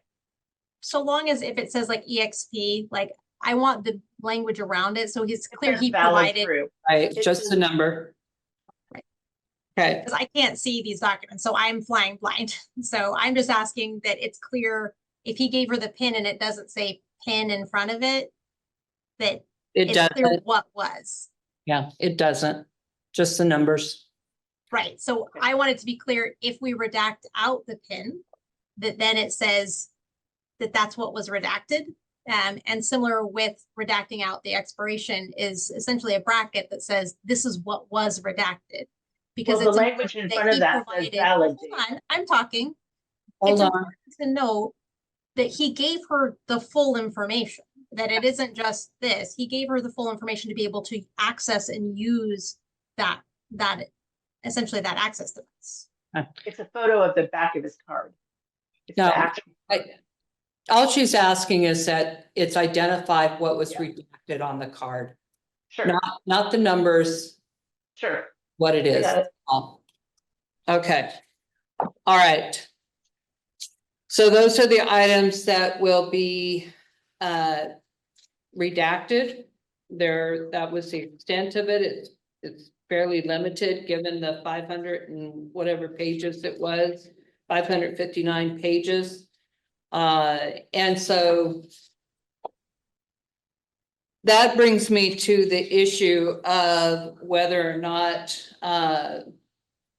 the respondent can remove the items from his attorney's office, because at this point, the court has removed what the court has either seen as information that was intimate, or pictures that were intimate, or information that would not be their personal identifiers that would not be appropriate to release, are all being redacted.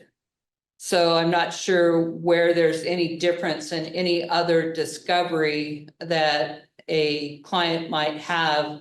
I don't know if you send the discovery with the client or not, but I guess that's where I'm at this point, is what's the point of that limitation? Well, I guess my concern is, I mean, obviously there's 559 pages of additional discussions and whatnot. And I guess if anything, if the court's going to allow him to have access, then we would ask that there be some order that provides that he's not to disclose the information to third parties or the children. Ms. Baldwin? So clients have a right to their discovery. If I withdrew, do I keep it and he's not allowed to have it? So again, we get into a very odd situation that it doesn't make sense, and because it never made sense. So he has an absolute right to his discovery. And especially once, and we always agreed to remove the intimate photos. That's never been an issue.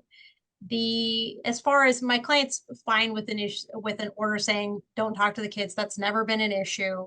But you may not talk to anyone That's a gag order. The requirements for a gag order are extremely high and constitutional in their in how they originate. We're nowhere near that. Council can't even approach that burden. So she just does not have that, has not met that. They cannot have that relief. It's not appropriate.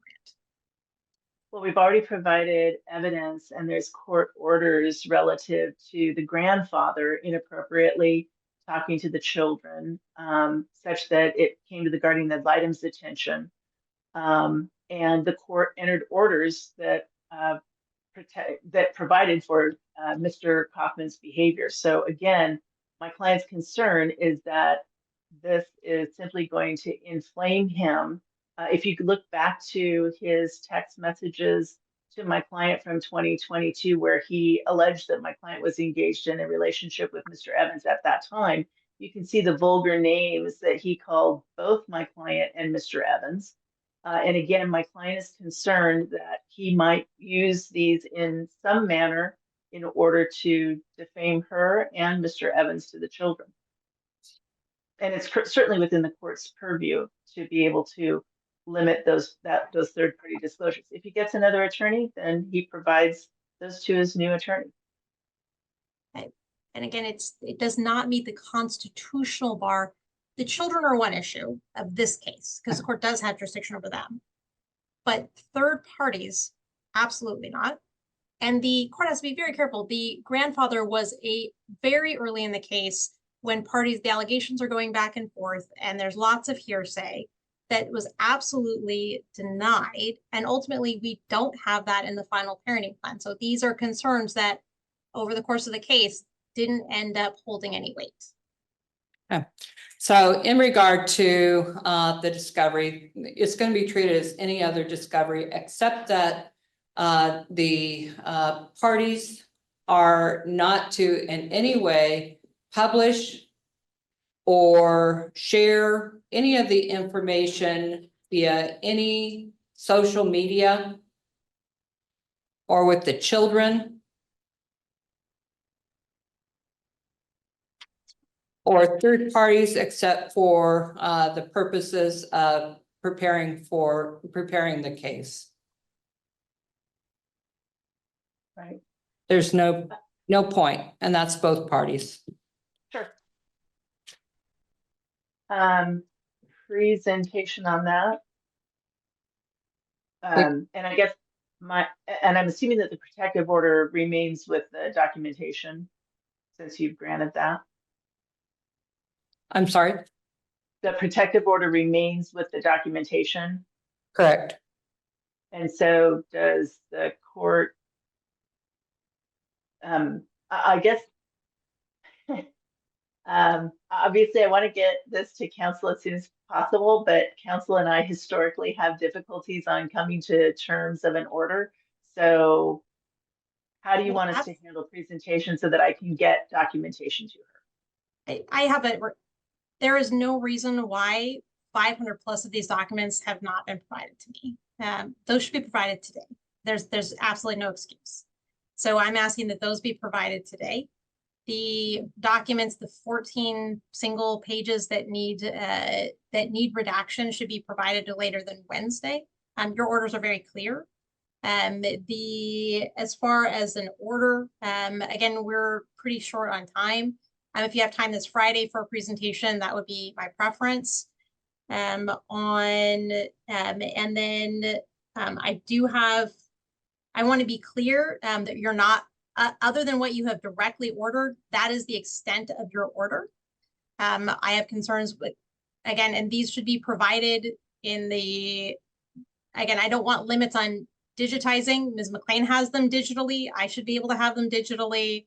My client should be able to have them digitally. That's how, frankly, we do business. And so things like that, I don't want extra things being snuck into the order.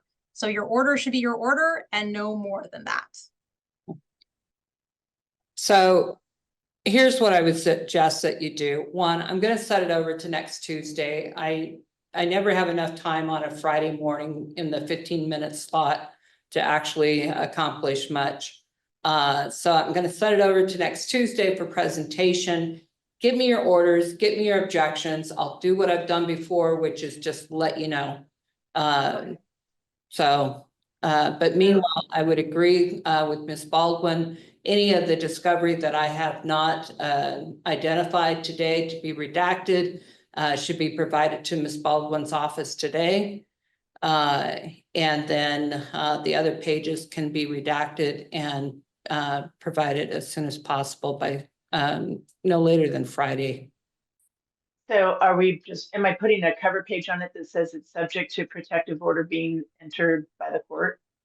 So I'm assuming, yeah, well, it's only those limited pages, so. Well, you've indicated that the parties are not Okay. to, All right, yeah, just put a cover page on it. okay, all right. Your oral order is still valid, so just because it's oral doesn't make it not valid.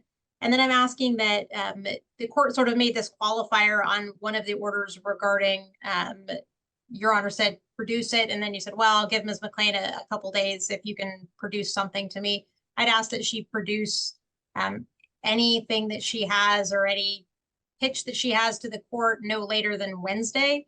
And I just don't think that we should leave that issue for a long period of time. I'm fine with that. Okay. All right. So And my intention though is that I was given in camera, I'm going to, I'm not sure how I'm going to have the clerk do it, but I need to be able to have it in the file. It will not be public, but you need an order to seal. I do need an order to seal, Do you want me to send that to you, or is the court? if you would Okay, give me an order to seal. okay. And I'd have to ask the clerk, do I need to send a check over with that? And if so, how much? I would contact Miss Baker. She was in here earlier, but she Okay. left. Oh, Okay, thank you. thank you. Thank you.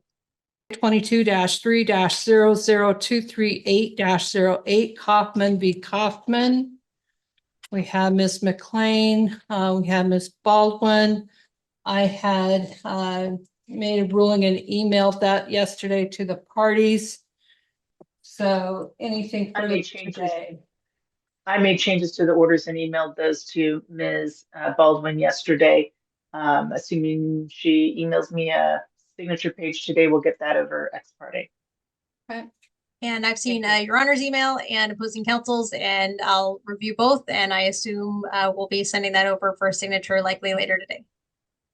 Okay, all right, sounds good. Thank you. That was the last hearing in this divorce. They did not end up having a trial, despite all of the work the lawyers did getting ready for one, but in the end they were able to hash out a settlement that worked for both of them. It's always better if they can come to an agreement on their own. The readiness hearing and trial dates were cancelled, and the final entry in Odyssey is the lawyers withdrawing. We really only got to see the tail end of this case, but it sounds like things were pretty toxic back in 2022 with how Mom was being treated and spoken about. Let's hope that such unacceptable behavior never happens with this family again. Thank you for watching.